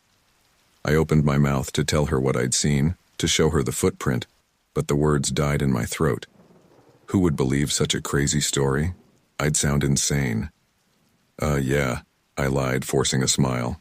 Like a log. "Hey, who's up for breakfast?" As we started preparing the morning meal, I couldn't shake the feeling that our peaceful campsite was about to become a waking nightmare. If only I'd known then just how right I was. The day passed in a haze of forced normalcy.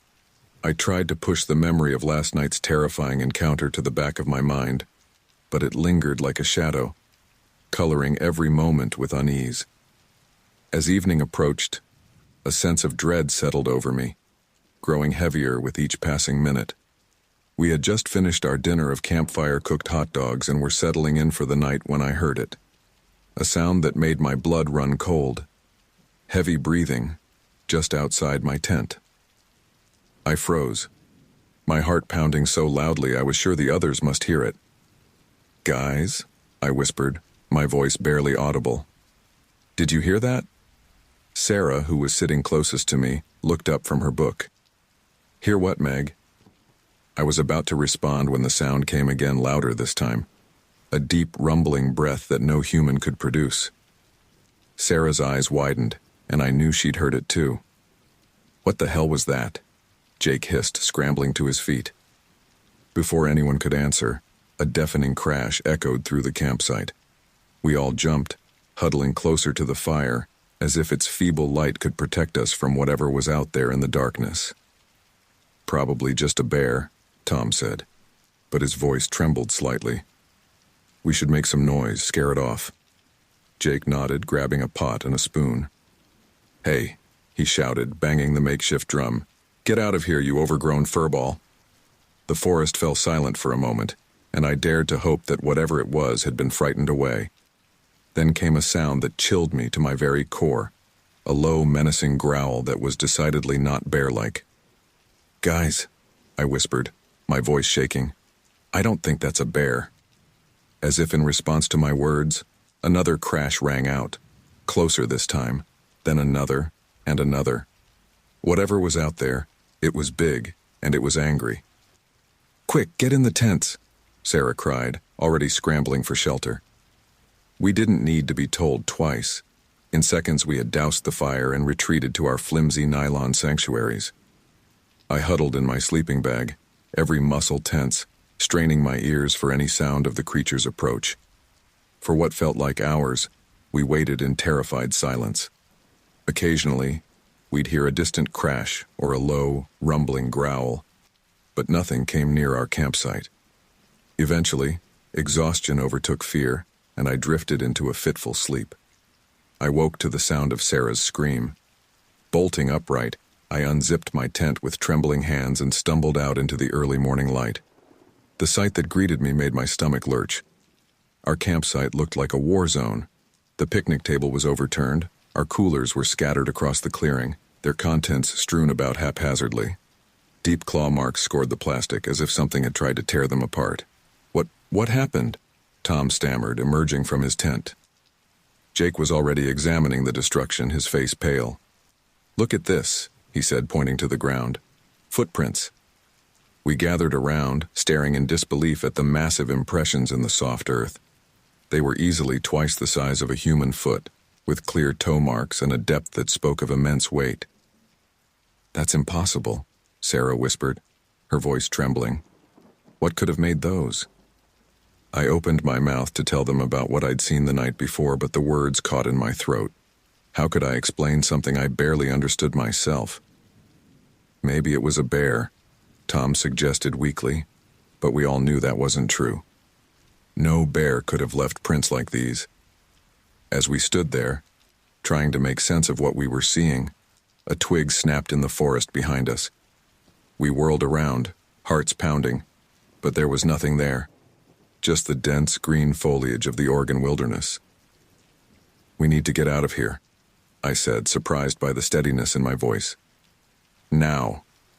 Jake nodded slowly, his eyes never leaving the tree line.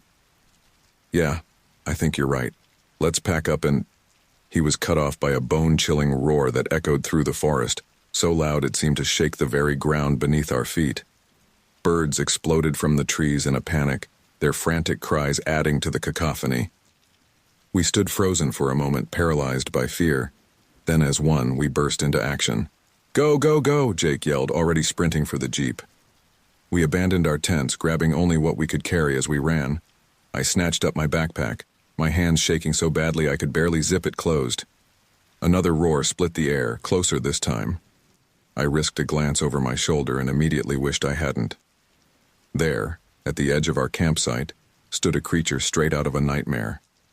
It was massive, easily 8 feet tall, covered in thick, matted fur.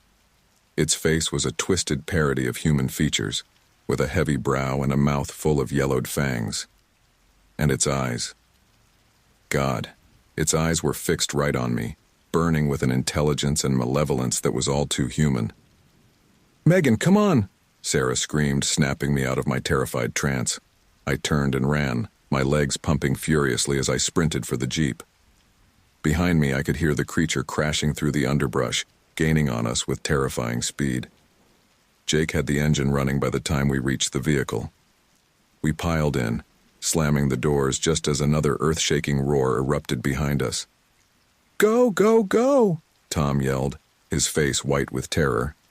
Jake floored it, the jeep's tires spinning in the loose dirt before finding purchase. We shot forward, branches whipping against the windows as we careened down the narrow forest road. I twisted in my seat, looking out the back window. The creature, Bigfoot, my mind supplied hysterically, was standing in the middle of the road watching us flee. As I watched, it let out one final triumphant roar before melting back into the forest. We drove in stunned silence for several minutes, the only sound our ragged breathing and the rumble of the engine. Finally, Sarah spoke up, her voice barely above a whisper. What was that thing? I opened my mouth to answer, to tell them about what I'd seen the night before, about the footprint I'd found in the morning. But as I looked at their shell-shocked faces, I realized they weren't ready for the truth. Hell, I wasn't sure I was ready for it myself. "I don't know," I said instead, turning to stare out the window at the passing trees. "But I have a feeling this isn't over." As we sped toward civilization, leaving the forest and its monstrous inhabitant behind, I couldn't shake the feeling that we were carrying something back with us. Something dark and primal, a secret that would change our lives forever. Little did I know just how right I was, or how soon our nightmare would resume. We drove for what felt like hours, the silence in the Jeep broken only by our ragged breathing and the occasional sob from Sarah. The adrenaline was wearing off, leaving us all shaky and disoriented. As the sun began to set, angry clouds rolled in, mirroring the turmoil in my mind. "We should find a place to stop for the night," Jake said, his knuckles white on the steering wheel. "We're all too rattled to keep driving." I wanted to protest, to insist we keep going until we were as far from those woods as possible, but exhaustion was setting in and I knew he was right. We pulled into a small roadside motel just as the first fat raindrops began to fall. The neon vacancy sign flickered weakly, a beacon of normalcy in our upended world. As we checked in, the elderly woman at the front desk eyed our disheveled appearance with concern. "You folks all right? Look like you've seen a ghost." If only she knew. "We're fine," I managed, forcing a smile. "Just had some car trouble on our camping trip." We split into 2 rooms, Sarah and I in one, Jake and Tom in the other. As soon as the door closed behind us, Sarah collapsed onto the nearest bed, her body shaking with silent sobs. I sat down beside her, placing a hand on her back. "It's okay," I said, though we both knew it was a lie. "We're safe now." She looked up at me, her eyes red and puffy. "What was that thing, Megan? It couldn't have been real, right?" I opened my mouth to respond, but a deafening crack of thunder cut me off. The storm had arrived in full force, rain lashing against the windows as if trying to break in. "Let's just try to get some rest," I said, avoiding her question. "We'll figure everything out in the morning." But sleep proved elusive. Every time I closed my eyes, I saw that creature, its matted fur, its gleaming fangs, those terrifyingly intelligent eyes.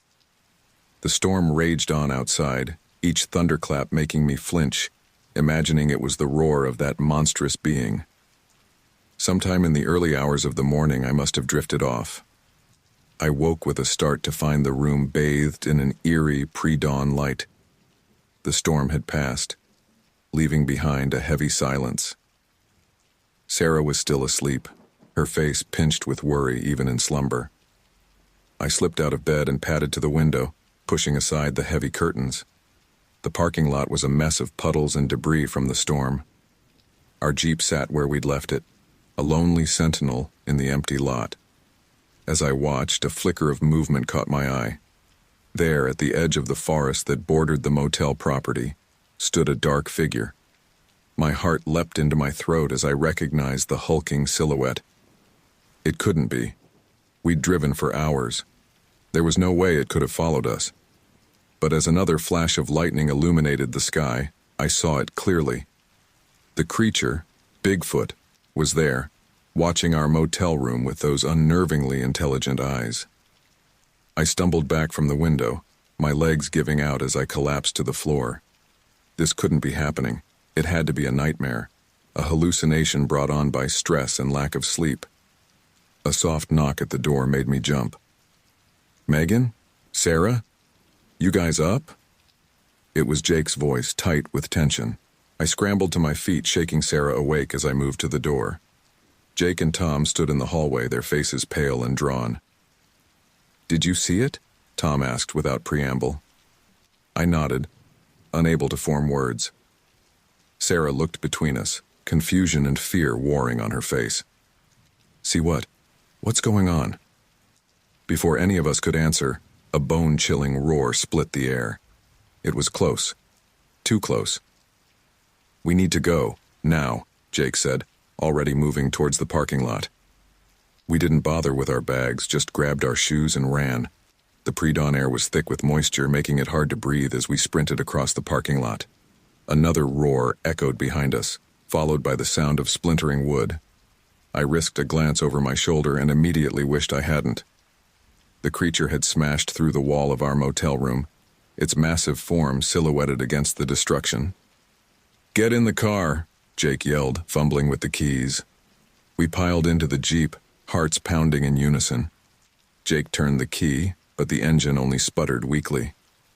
Come on," he muttered, trying again. I could see the creature in the rearview mirror now, loping across the parking lot with terrifying speed.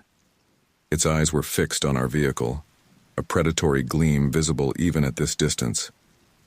"Jake, hurry!" Sarah screamed, her fingernails digging into my arm.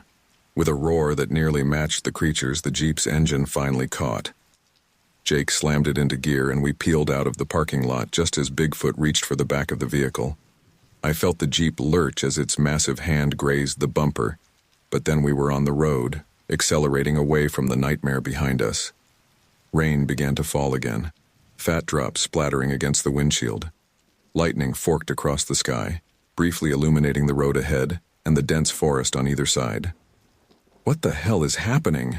Sarah sobbed, her voice barely audible over the engine and the storm. "How did it find us?" None of us had an answer. We drove in tense silence, jumping at every flash of lightning, every rumble of thunder that sounded too much like the creature's roar. As the storm intensified, the road became treacherous. Water pooled on the asphalt, and more than once, I felt the Jeep hydroplane slightly, before Jake corrected.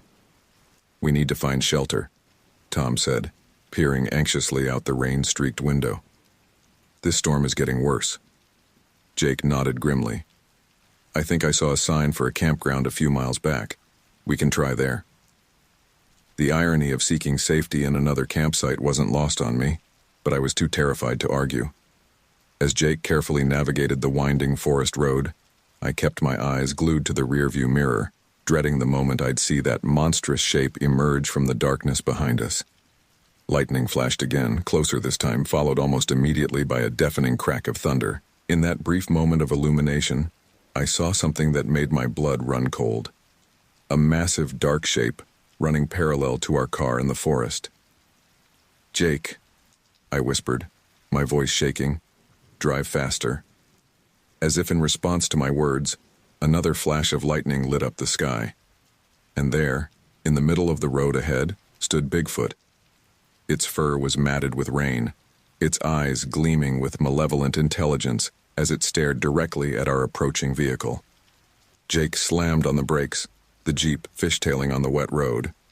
We were skidding directly towards the creature, and in that moment, I knew with terrifying certainty that our nightmare was far from over.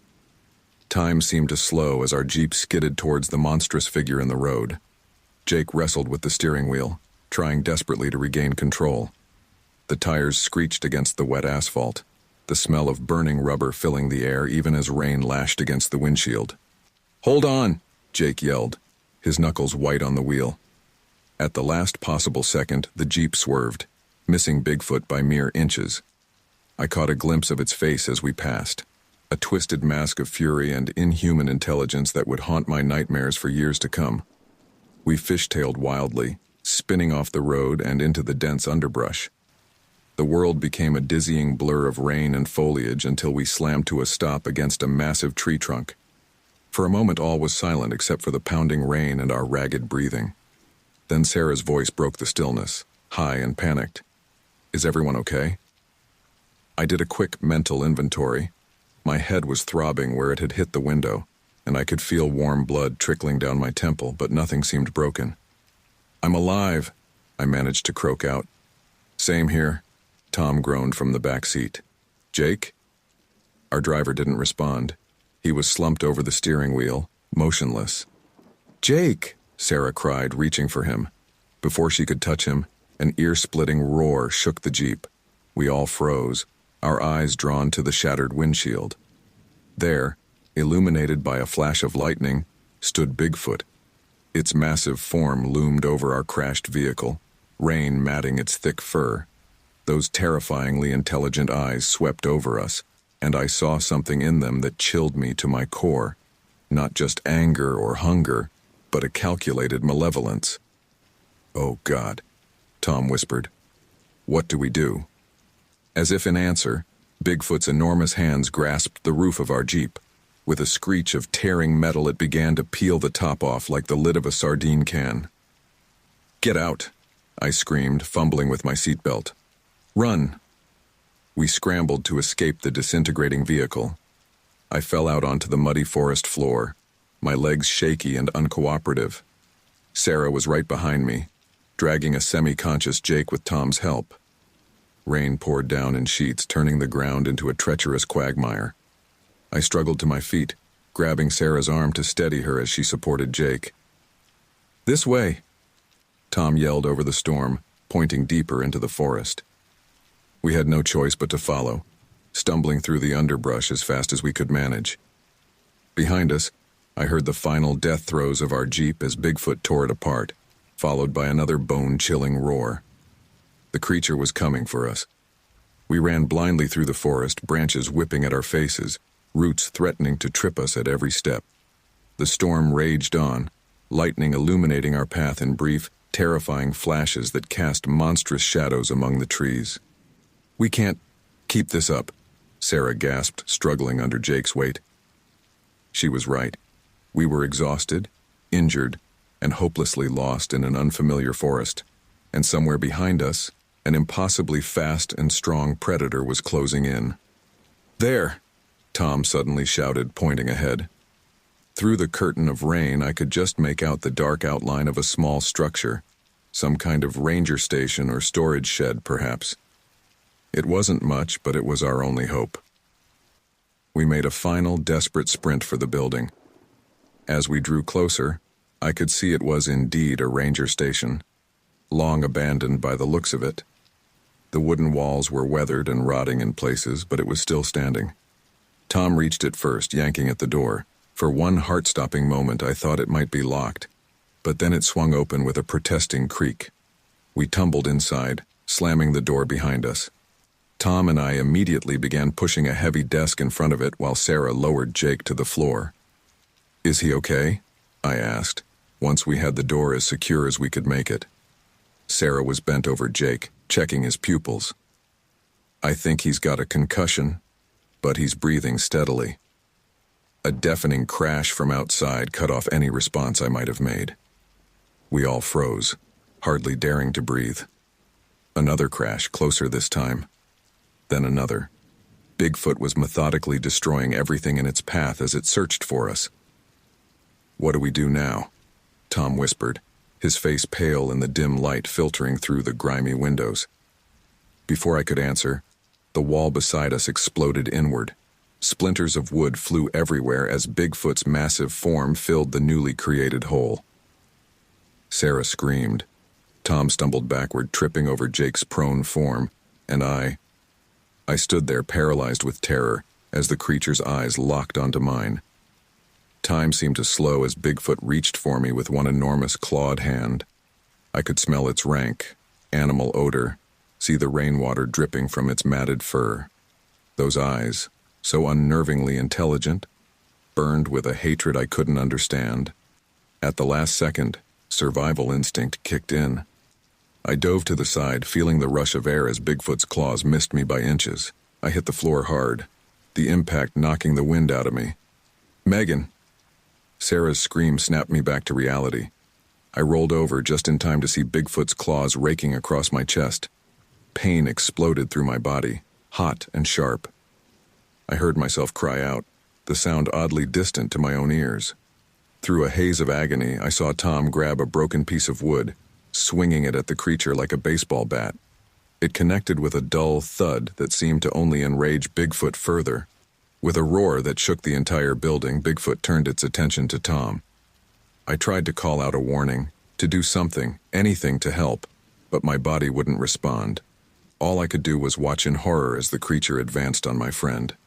Sarah was at my side now, her hands pressing against my wounds, her face a mask of terror and determination. "Stay with me, Megan," she pleaded, her voice sounding far away. Please, stay with me. The last thing I saw before darkness claimed me was Bigfoot's massive form silhouetted against the storm-torn sky, Tom's broken body at its feet. As consciousness slipped away, one final, chilling thought crossed my mind. This is how I die. But fate, it seemed, had other plans. Plans that would prove to be far more terrifying than even this moment of certain doom. I came to with a jolt, pain searing across my chest. For a moment I couldn't remember where I was or what had happened. Then it all came flooding back. The creature, the attack, Tom's broken body. I bolted upright, ignoring the protest from my wounds, and looked around wildly. The ranger station was in ruins. Moonlight streamed through the gaping hole in the wall, illuminating the destruction. But there was no sign of Bigfoot or of Tom. "Sarah?"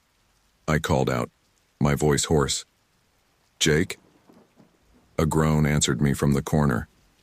I turned to see Sarah helping a dazed-looking Jake to his feet. "Megan, thank God you're awake," Sarah said, relief evident in her voice. We thought you were..." I shook my head, trying to clear it. "What happened? Where's Tom? Where's the thing?" Jake spoke up, his words slightly slurred. "It's gone.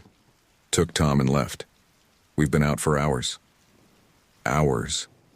The realization hit me like a punch to the gut. We'd been unconscious, helpless, for hours while that monster was out there. And Tom... I struggled to my feet, biting back a cry of pain as the movement pulled at the gashes across my chest. "We have to find Tom," I said, even as a part of me knew it was hopeless. Sarah shook her head, tears streaming down her face. "Megan, we can't. We barely survived. We need to get out of here, get help." She was right, of course. But the thought of leaving Tom behind, of abandoning him to that creature, made me sick to my stomach. Jake stumbled over to what remained of the door, peering out into the night. "I think I see lights in the distance," he said. "Might be a road." It was the first glimmer of hope we'd had in what felt like an eternity. But as I took a step towards the door, a sound froze me in place. A low, rumbling growl that seemed to come from everywhere and nowhere at once. "It's back," I whispered, terror clawing at my throat. Sarah's eyes widened in panic. "We have to go, now." We didn't need any more encouragement. Ignoring our injuries, we burst out of the ruined ranger station and into the night. The forest was a maze of shadows and lurking terrors, but Jake's concussed memory of distant lights was our only chance. We ran blindly through the underbrush, branches whipping at our faces, roots threatening to trip us at every step. The growls grew louder, closer. I could hear the creature crashing through the forest behind us, gaining ground with every second. My lungs burned, my chest a symphony of agony where Bigfoot's claws had raked across it. But terror drove me onward beyond what I thought my body could endure. "There!" Jake gasped, pointing ahead. Through the trees I could see the faint glow of streetlights. Civilization. Safety. If only we could reach it. A roar split the night air, so close it seemed to vibrate through my very bones. I risked a glance over my shoulder and immediately wished I hadn't.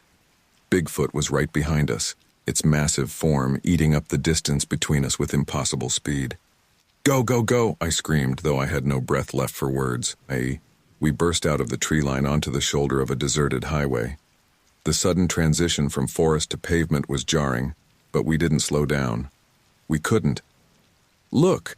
Sarah cried out, pointing down the road. Headlights appeared in the distance, growing larger by the second. A car. Our salvation. We waved our arms frantically, screaming for help, even as Bigfoot's roars echoed behind us. The car slowed, then came to a stop beside us.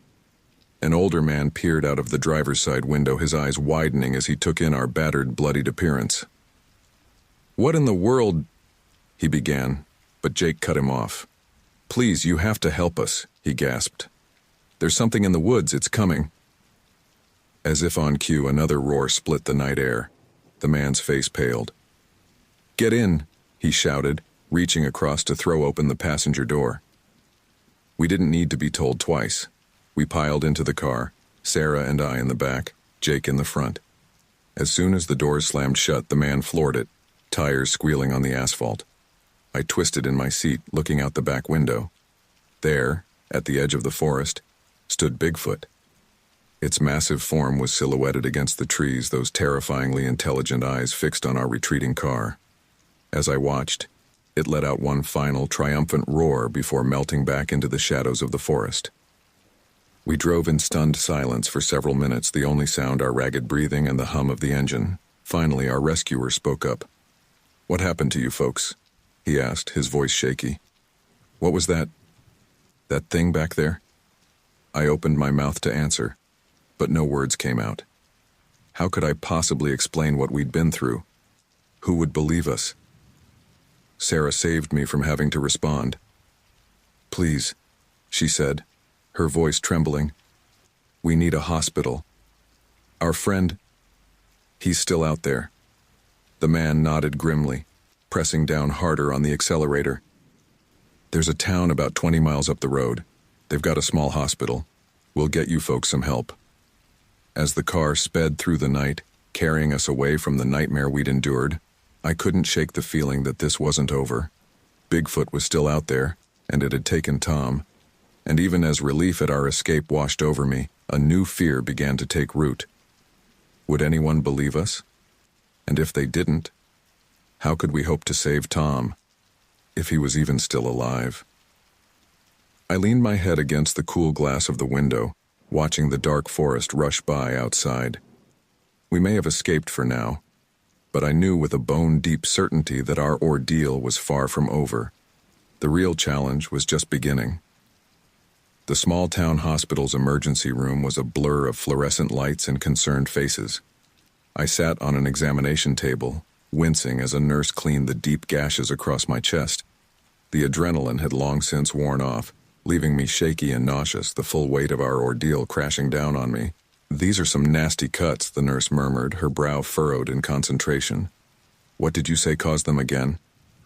I hesitated, the lie we'd agreed upon sticking in my throat. A bear attack," I finally managed. "We were camping, and—" The nurse's eyes met mine, skepticism clear in her gaze. "A bear, huh? Never seen bear claws leave marks quite like these." Before I could respond, a commotion in the hallway drew our attention. Jake's voice, raised and agitated, carried through the thin walls. "You don't understand. Our friend is still out there. We have to go back." I slid off the table, ignoring the nurse's protests, and made my way to the door. In the hallway, Jake was facing off against a weary-looking doctor and 2 police officers. "Sir, you've suffered a concussion," the doctor was saying, his tone patient but firm. "You're in no condition to go anywhere. We've alerted the forest rangers, and they'll conduct a thorough search for your friend at first light." "First light will be too late," Jake shouted, his face flushed with anger and fear. "That thing will have—" He cut himself off abruptly, realizing what he'd been about to say. The officers exchanged glances, their expressions a mix of concern and disbelief. "What thing are you referring to, sir?" one of the officers asked, his hand resting casually on his holstered weapon. I stepped forward, placing a hand on Jake's arm. "He's confused from the concussion," I said quickly. "We were attacked by a bear, that's all. But our friend Tom, he's still out there. Please, you have to find him." The second officer, an older man with graying hair at his temples, studied me intently. "A bear attack, you say? That's quite unusual for this area. And your injuries? They don't look like typical bear wounds." I felt a cold sweat break out across my skin. They didn't believe us. Of course they didn't. How could they? But if we told them the truth, we'd be dismissed as crazy or delusional. Either way, Tom's chances of being found grew slimmer by the minute. "Look," I said, fighting to keep my voice steady. "I know it sounds strange, but I'm telling you the truth. Our friend is out there, hurt and alone. Please, you have to help him." The older officer held my gaze for a long moment, then nodded slowly. "We'll do everything we can, miss. But for now, you and your friends need to rest and let the doctors take care of you. We'll need your full statements in the morning." As they turned to leave, Sarah appeared in the doorway of her own examination room, her face pale and drawn. "Any word on Tom?" she asked, her voice barely above a whisper. I shook my head, feeling a fresh wave of guilt and fear wash over me. "They're sending out search parties at dawn," I told her, the words tasting like ash in my mouth. The next few hours crawled by with agonizing slowness. The doctors insisted on keeping us overnight for observation, despite our protests. As the first light of dawn began to filter through the hospital windows, I found myself alone in my room, unable to sleep despite my exhaustion. Every time I closed my eyes, I saw Bigfoot's terrifying form, heard its bone-chilling roars. And worse, I saw Tom's broken body, left behind in that God-forsaken forest. A soft knock at the door jolted me from my dark thoughts. Sarah slipped into the room, her eyes red-rimmed from crying. "I couldn't sleep," she said, perching on the edge of my bed. "I keep thinking about Tom, about that thing. Megan, what are we going to do?" I sat up, wincing at the pull of stitches across my chest. "I don't know," I admitted. "If we tell them the truth, they'll think we're crazy. But if we don't, then Tom doesn't stand a chance," Sarah finished, her voice breaking. We sat in silence for a moment, the weight of our impossible situation pressing down on us. Finally, I spoke up, my voice barely above a whisper. "We have to go back." Sarah's head snapped up, her eyes wide with fear. "What? Megan, no, we can't. That monster is still out there," I interrupted. "And so is Tom. The police, the rangers, they don't know what they're dealing with. We're the only ones who can find him." "But how?" Sarah asked, her voice trembling. "We barely escaped with our lives, and even if we did go back, how would we find Tom? That forest is huge." I closed my eyes, trying to push back the flood of terrifying memories. "I don't know," I admitted, "but we have to try. We can't just leave him out there." Before Sarah could respond, the door opened again. Jake stood there looking pale but determined. "I heard everything," he said, stepping into the room and closing the door behind him. "And I agree. We have to go back." I felt a surge of relief at his words, followed quickly by a wave of guilt. How could I ask them to risk their lives again? "Jake, you don't have to," I began, but he cut me off. "Tom is my friend too," he said firmly. "I'm not abandoning him. Besides, we're in this together, all of us." Sarah looked between us, conflict clear on her face. Finally, she nodded. "Okay," she whispered. "Okay, but how do we get out of here? And where do we even start looking?" I glanced at the window, gauging the growing light outside. "The search parties will be heading out soon. If we can slip away now, we might be able to get a head start. As for where to look..." I trailed off, a chill running down my spine as I remembered the last place we'd seen Tom. "We start at the ranger station," I said, my voice steadier than I felt. "And we pray we're not too late." As we began to plan our escape from the hospital, I couldn't shake the feeling that we were making a terrible mistake. But the image of Tom, alone and at the mercy of that monstrous creature, steeled my resolve. We were going back into the nightmare we'd barely escaped. And this time I knew we might not all make it out alive. The morning sun was just beginning to peek over the horizon as we made our escape from the hospital. My chest throbbed with each movement, a constant reminder of the danger we were walking back into.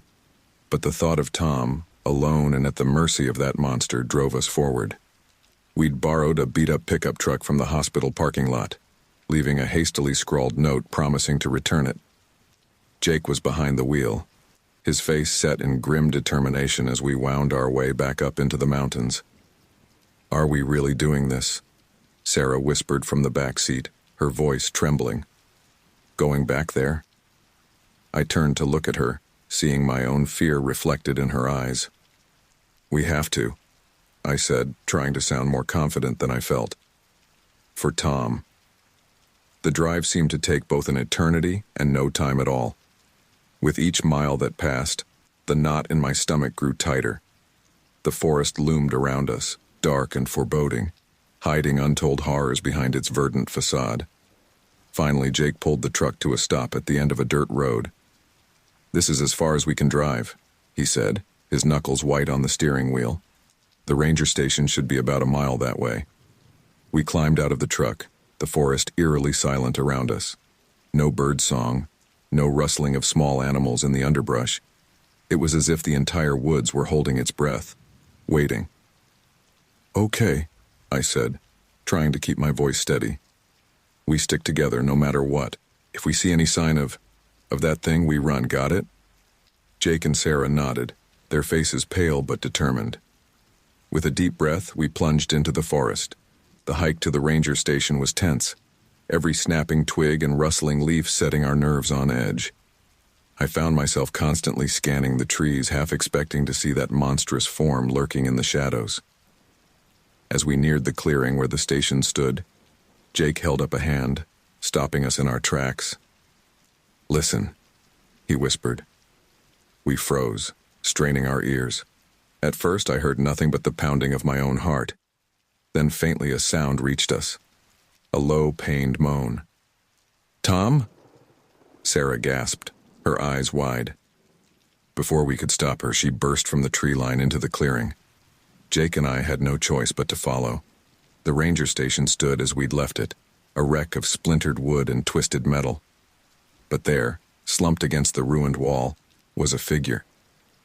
"Tom!" Sarah cried, rushing towards him. As we drew closer, my heart sank. Tom was alive, but barely. His clothes were torn and bloodied, his face a mass of cuts and bruises. One arm hung at an unnatural angle, clearly broken. "Sarah?" Tom's voice was weak, his eyes unfocused. "Is that really you?"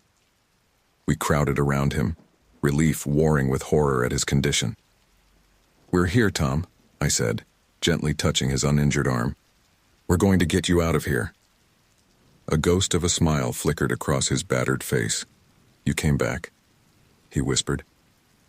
"I didn't think... I thought..." "Of course we came back," Jake said gruffly, blinking back tears. "We wouldn't leave you out here." As Jake and I carefully helped Tom to his feet, Sarah kept watch, her eyes darting nervously between the trees. "We need to go," she urged, "before it comes back." Tom's body went rigid at her words. "It's still out there," he said, his voice hoarse with fear. "I can hear it at night, moving through the forest. Hunting." A chill ran down my spine at his words. "Let's move," I said, trying to keep the tremor out of my voice. "The truck isn't far." We began our slow, painful journey back through the forest, Tom leaning heavily on Jake and me. Every step was agony, my own wounds protesting the strain. But the thought of that creature finding us again spurred us on. We were about halfway back to the truck when Tom suddenly stiffened. "Wait," he gasped. "Do you hear that?" We all froze, listening intently. At first I heard nothing but our own ragged breathing. Then faintly, a sound reached my ears. A low, rumbling growl that seemed to come from everywhere and nowhere at once. "Oh, God!" Sarah whimpered. "It's here!" Panic surged through me, threatening to overwhelm my senses. "Run!" I hissed. "Now!" We stumbled forward as fast as we could manage with Tom's injuries, the growls growing louder behind us. I could hear trees crashing in the distance, the sound of something massive moving through the forest with terrifying speed. "There!" Jake shouted, pointing ahead. Through the trees I could just make out the glint of metal, our borrowed truck. We burst from the tree line just as an ear-splitting roar shook the air around us. I risked a glance over my shoulder and immediately wished I hadn't. There, at the edge of the forest, stood Bigfoot. Its massive form seemed even larger in the daylight, its matted fur caked with dried blood. Tom's blood. "Get in the truck!" I screamed, fumbling with the door handle. We piled in, Jake gunning the engine before the doors were even fully closed. As we peeled away, I saw Bigfoot charge out of the forest, its long arms reaching for us. Go, go, go! Sarah shrieked from the back seat, where she was cradling Tom's head in her lap. Jake floored it, the old truck protesting as we bounced down the dirt road. In the rearview mirror, I saw Bigfoot pause at the edge of the trees, watching us flee. Its eyes, so unnervingly intelligent, seemed to bore into me even at this distance. As we rounded a bend, putting the creature out of sight, a collective sigh of relief filled the truck. We'd done it. We'd rescued Tom and escaped that nightmare forest. But as the adrenaline began to fade, replaced by the throbbing pain of my wounds, a new fear took hold. We were heading back to civilization, back to a world that would never believe our story. How could we explain Tom's injuries, our unauthorized departure from the hospital? And worse, a small voice in the back of my mind whispered, what if it followed us? What if Bigfoot wasn't content to let us escape this time? As the truck bounced down the mountain road carrying us towards an uncertain future, I couldn't shake the feeling that our ordeal was far from over. The true test, I realized, was just beginning. The hospital parking lot was a flurry of activity when we pulled in, our borrowed truck sputtering to a stop. Police cars and an ambulance were parked haphazardly, their lights flashing in the late morning sun. As soon as we stepped out, we were swarmed by medical staff and officers. "Where the hell have you been?" a gruff voice demanded. I turned to see the older officer from the night before, his face a mix of anger and concern.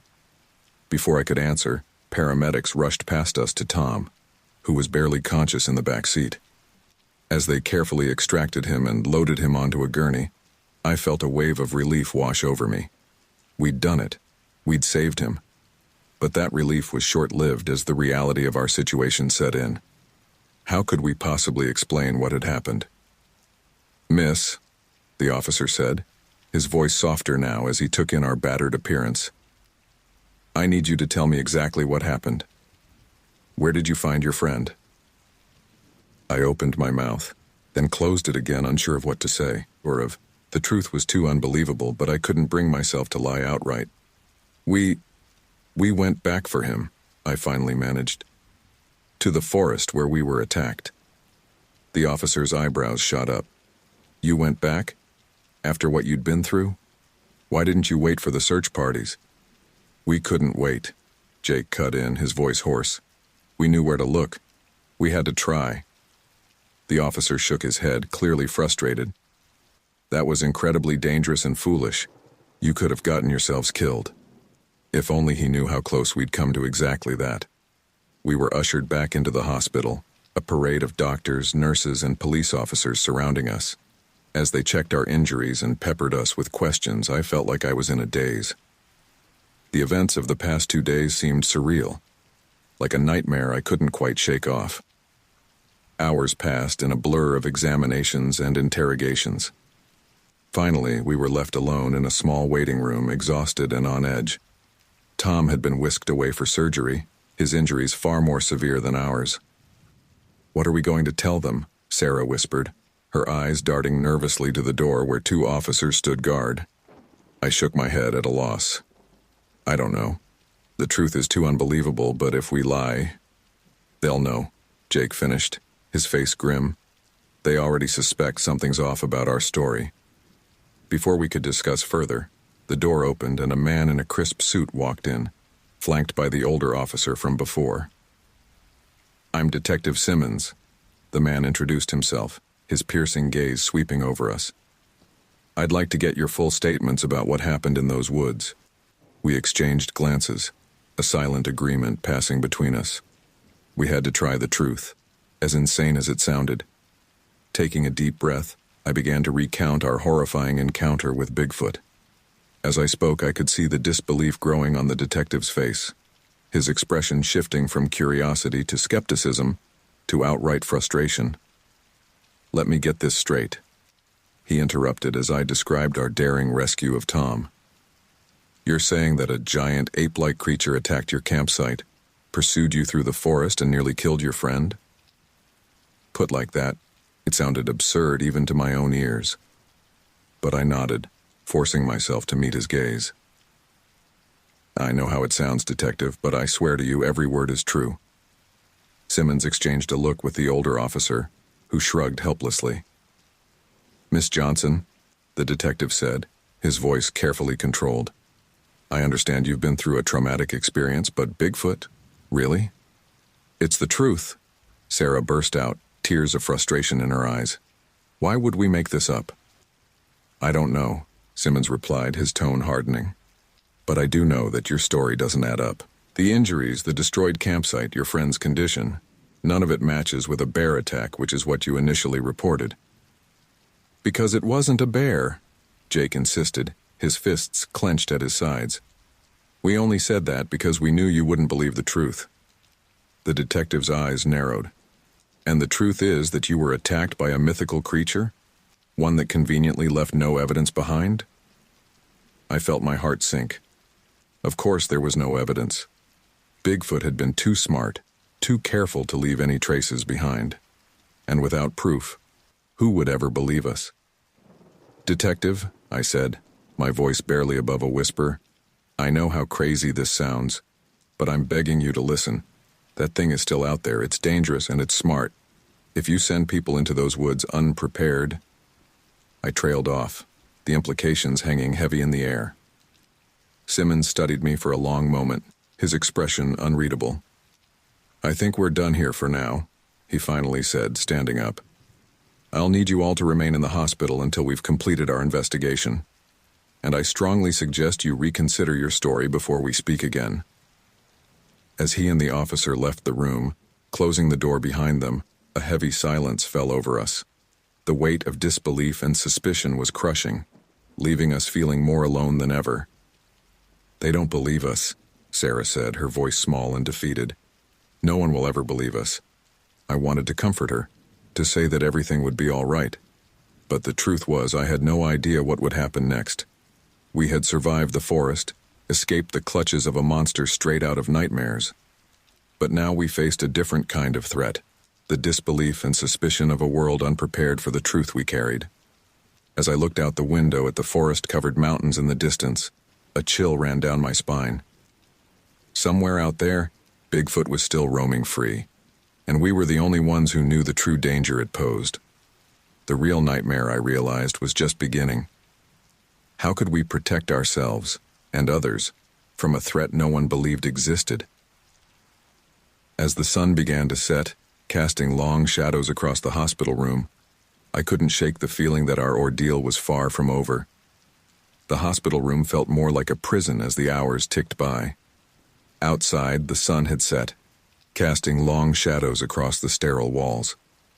I sat by the window, my eyes fixed on the distant, dark outline of the forest where our nightmare had unfolded. A soft knock at the door jolted me from my thoughts. A nurse entered, her face a mask of professional concern. "How are you feeling, Miss Johnson?" she asked, checking my vitals. I forced a weak smile. "I'm fine. How's Tom? Is there any news?" She hesitated, and my heart sank. "He's out of surgery," she said finally. "But his condition is still critical. The doctors are doing everything they can." As she left, I slumped back in my chair, guilt and fear gnawing at my insides. We'd saved Tom from the forest, but at what cost? And how could we protect him, protect anyone, when no one believed the truth? Sarah's voice broke the heavy silence. "My parents called again," she said, her tone flat. "They want to know what really happened. They don't believe the bear story either." Jake, who had been pacing restlessly, stopped and ran a hand through his hair. "What are we supposed to tell them? The truth? They'll think we've lost our minds." "Maybe we have," I murmured, more to myself than to the others. The events of the past 2 days felt increasingly surreal, like a fever dream I couldn't shake off. Another knock at the door, more forceful this time. Detective Simmons entered, his face grim. "I hope you've had time to reconsider your story," he said without preamble. "Because right now you're looking at some serious charges. Theft of a vehicle, leaving a medical facility against advice, endangering the life of your friend." "We saved Tom's life," Jake protested, his fists clenched at his sides. Simmons raised an eyebrow. "Did you? Because from where I'm standing, it looks like you dragged an injured man into the wilderness and nearly got him killed. That's not what happened, I said, struggling to keep my voice steady. We've told you the truth.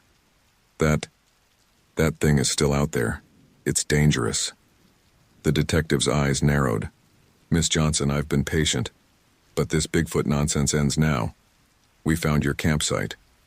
There was damage, yes, but nothing consistent with your wild claims. No giant footprints, no inexplicable claw marks. Just the aftermath of what looks like a bear attack gone wrong. My heart sank. Of course there was no evidence.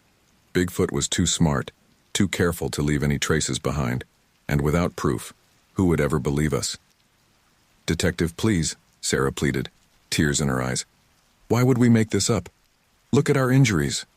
Look at what happened to Tom. Do you really think a bear could do all that? For a moment, I saw a flicker of doubt in Simmons's eyes, but it was quickly replaced by stern professionalism. I think you kids got in over your heads, he said. Maybe it was drugs, maybe alcohol. Maybe you panicked after the initial attack and your minds played tricks on you. But there is no Bigfoot, and the sooner you come clean about what really happened, the better it'll be for all of you. As he turned to leave, a commotion in the hallway caught our attention. Raised voices, the sound of running feet. Simmons stepped out to investigate, leaving the door ajar. What's going on? A nurse's voice, high with panic. Another attack, someone responded. Up in the mountains. They're bringing in survivors now. My blood ran cold. I exchanged horrified glances with Jake and Sarah. We all knew, without having to say it aloud, what this meant. Bigfoot had struck again. Simmons burst back into the room, his face pale. Stay here, he ordered. Don't move. As soon as he was gone, we were on our feet, crowding around the door to listen. 3 hikers, a breathless voice was saying. Found them on the trail, badly mauled. They're saying it wasn't a bear, it was something else. Jesus, another voice muttered, just like those kids were saying. My mind was reeling. Part of me felt vindicated. Finally, someone else had seen it.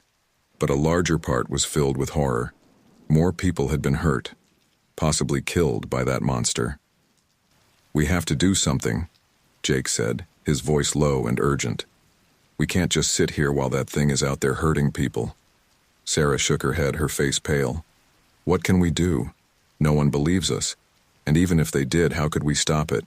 We barely escaped with our lives. I closed my eyes, trying to think through the panic and exhaustion clouding my mind. She was right. We were just kids, battered and traumatized. What could we possibly do against a creature like Bigfoot? But then I remembered Tom, lying in a hospital bed fighting for his life. I thought of those hikers, of other innocent people who might fall victim to the monster lurking in the woods. We have to try, I said, my voice stronger than I felt. We're the only ones who know what we're really dealing with. Maybe if we can find some proof, something concrete. Jake nodded slowly. The rangers will be combing those woods now. If we could join the search, lead them to where we last saw it. Are you insane? Sarah hissed. Go back there? After everything? I understood her fear. The thought of returning to those woods made my heart race and my palms sweat. But the alternative, doing nothing while others suffered, was unthinkable. We don't have a choice, I said softly. We're the only ones who know the truth. We have to do something. As we began to formulate a plan, whispering urgently to avoid being overheard, I couldn't shake the feeling that we were walking right back into the jaws of death. But what choice did we have? The monster we'd barely escaped was still out there, and as long as it roamed free, no one was safe. Our nightmare wasn't over.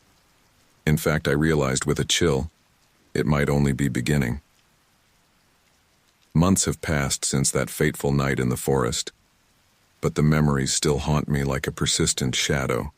The physical scars have begun to fade, but the psychological ones remain as vivid as ever.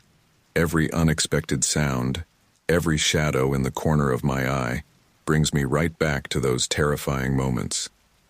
I sit in my therapist's office, the soft ticking of the clock on the wall marking the passage of time. Dr. Larson leans forward, her eyes filled with a mixture of concern and skepticism that I've grown all too familiar with. "Megan," she says gently, "I think it's time we talk about what really happened in those woods." I stiffen, my hands clenching involuntarily in my lap. "I've told you what happened," I say, fighting to keep my voice steady. "I've told everyone what happened." Dr. Larson sighs, jotting something down in her notebook. "I understand that you believe what you're saying, but you have to admit the idea of Bigfoot attacking your campsite is, well, it's difficult to accept." A bitter laugh escapes me before I can stop it. "Don't you think I know that? Don't you think I wish it had been anything else? A bear, a mountain lion, even a psychotic human would be easier to explain. But it wasn't. It was..." I trail off, the words catching in my throat. Even now, months later, it's hard to say it out loud. "It was a monster," I finally whisper. "Something that shouldn't exist, but does." Dr. Larson watches me for a long moment, her expression unreadable. "Megan," she says softly, "have you considered that perhaps your mind created this creature as a way to cope with the trauma of the attack?" I close my eyes, fighting back the wave of frustration and despair that threatens to overwhelm me. How many times have I heard this? From the police? From doctors? From my own parents?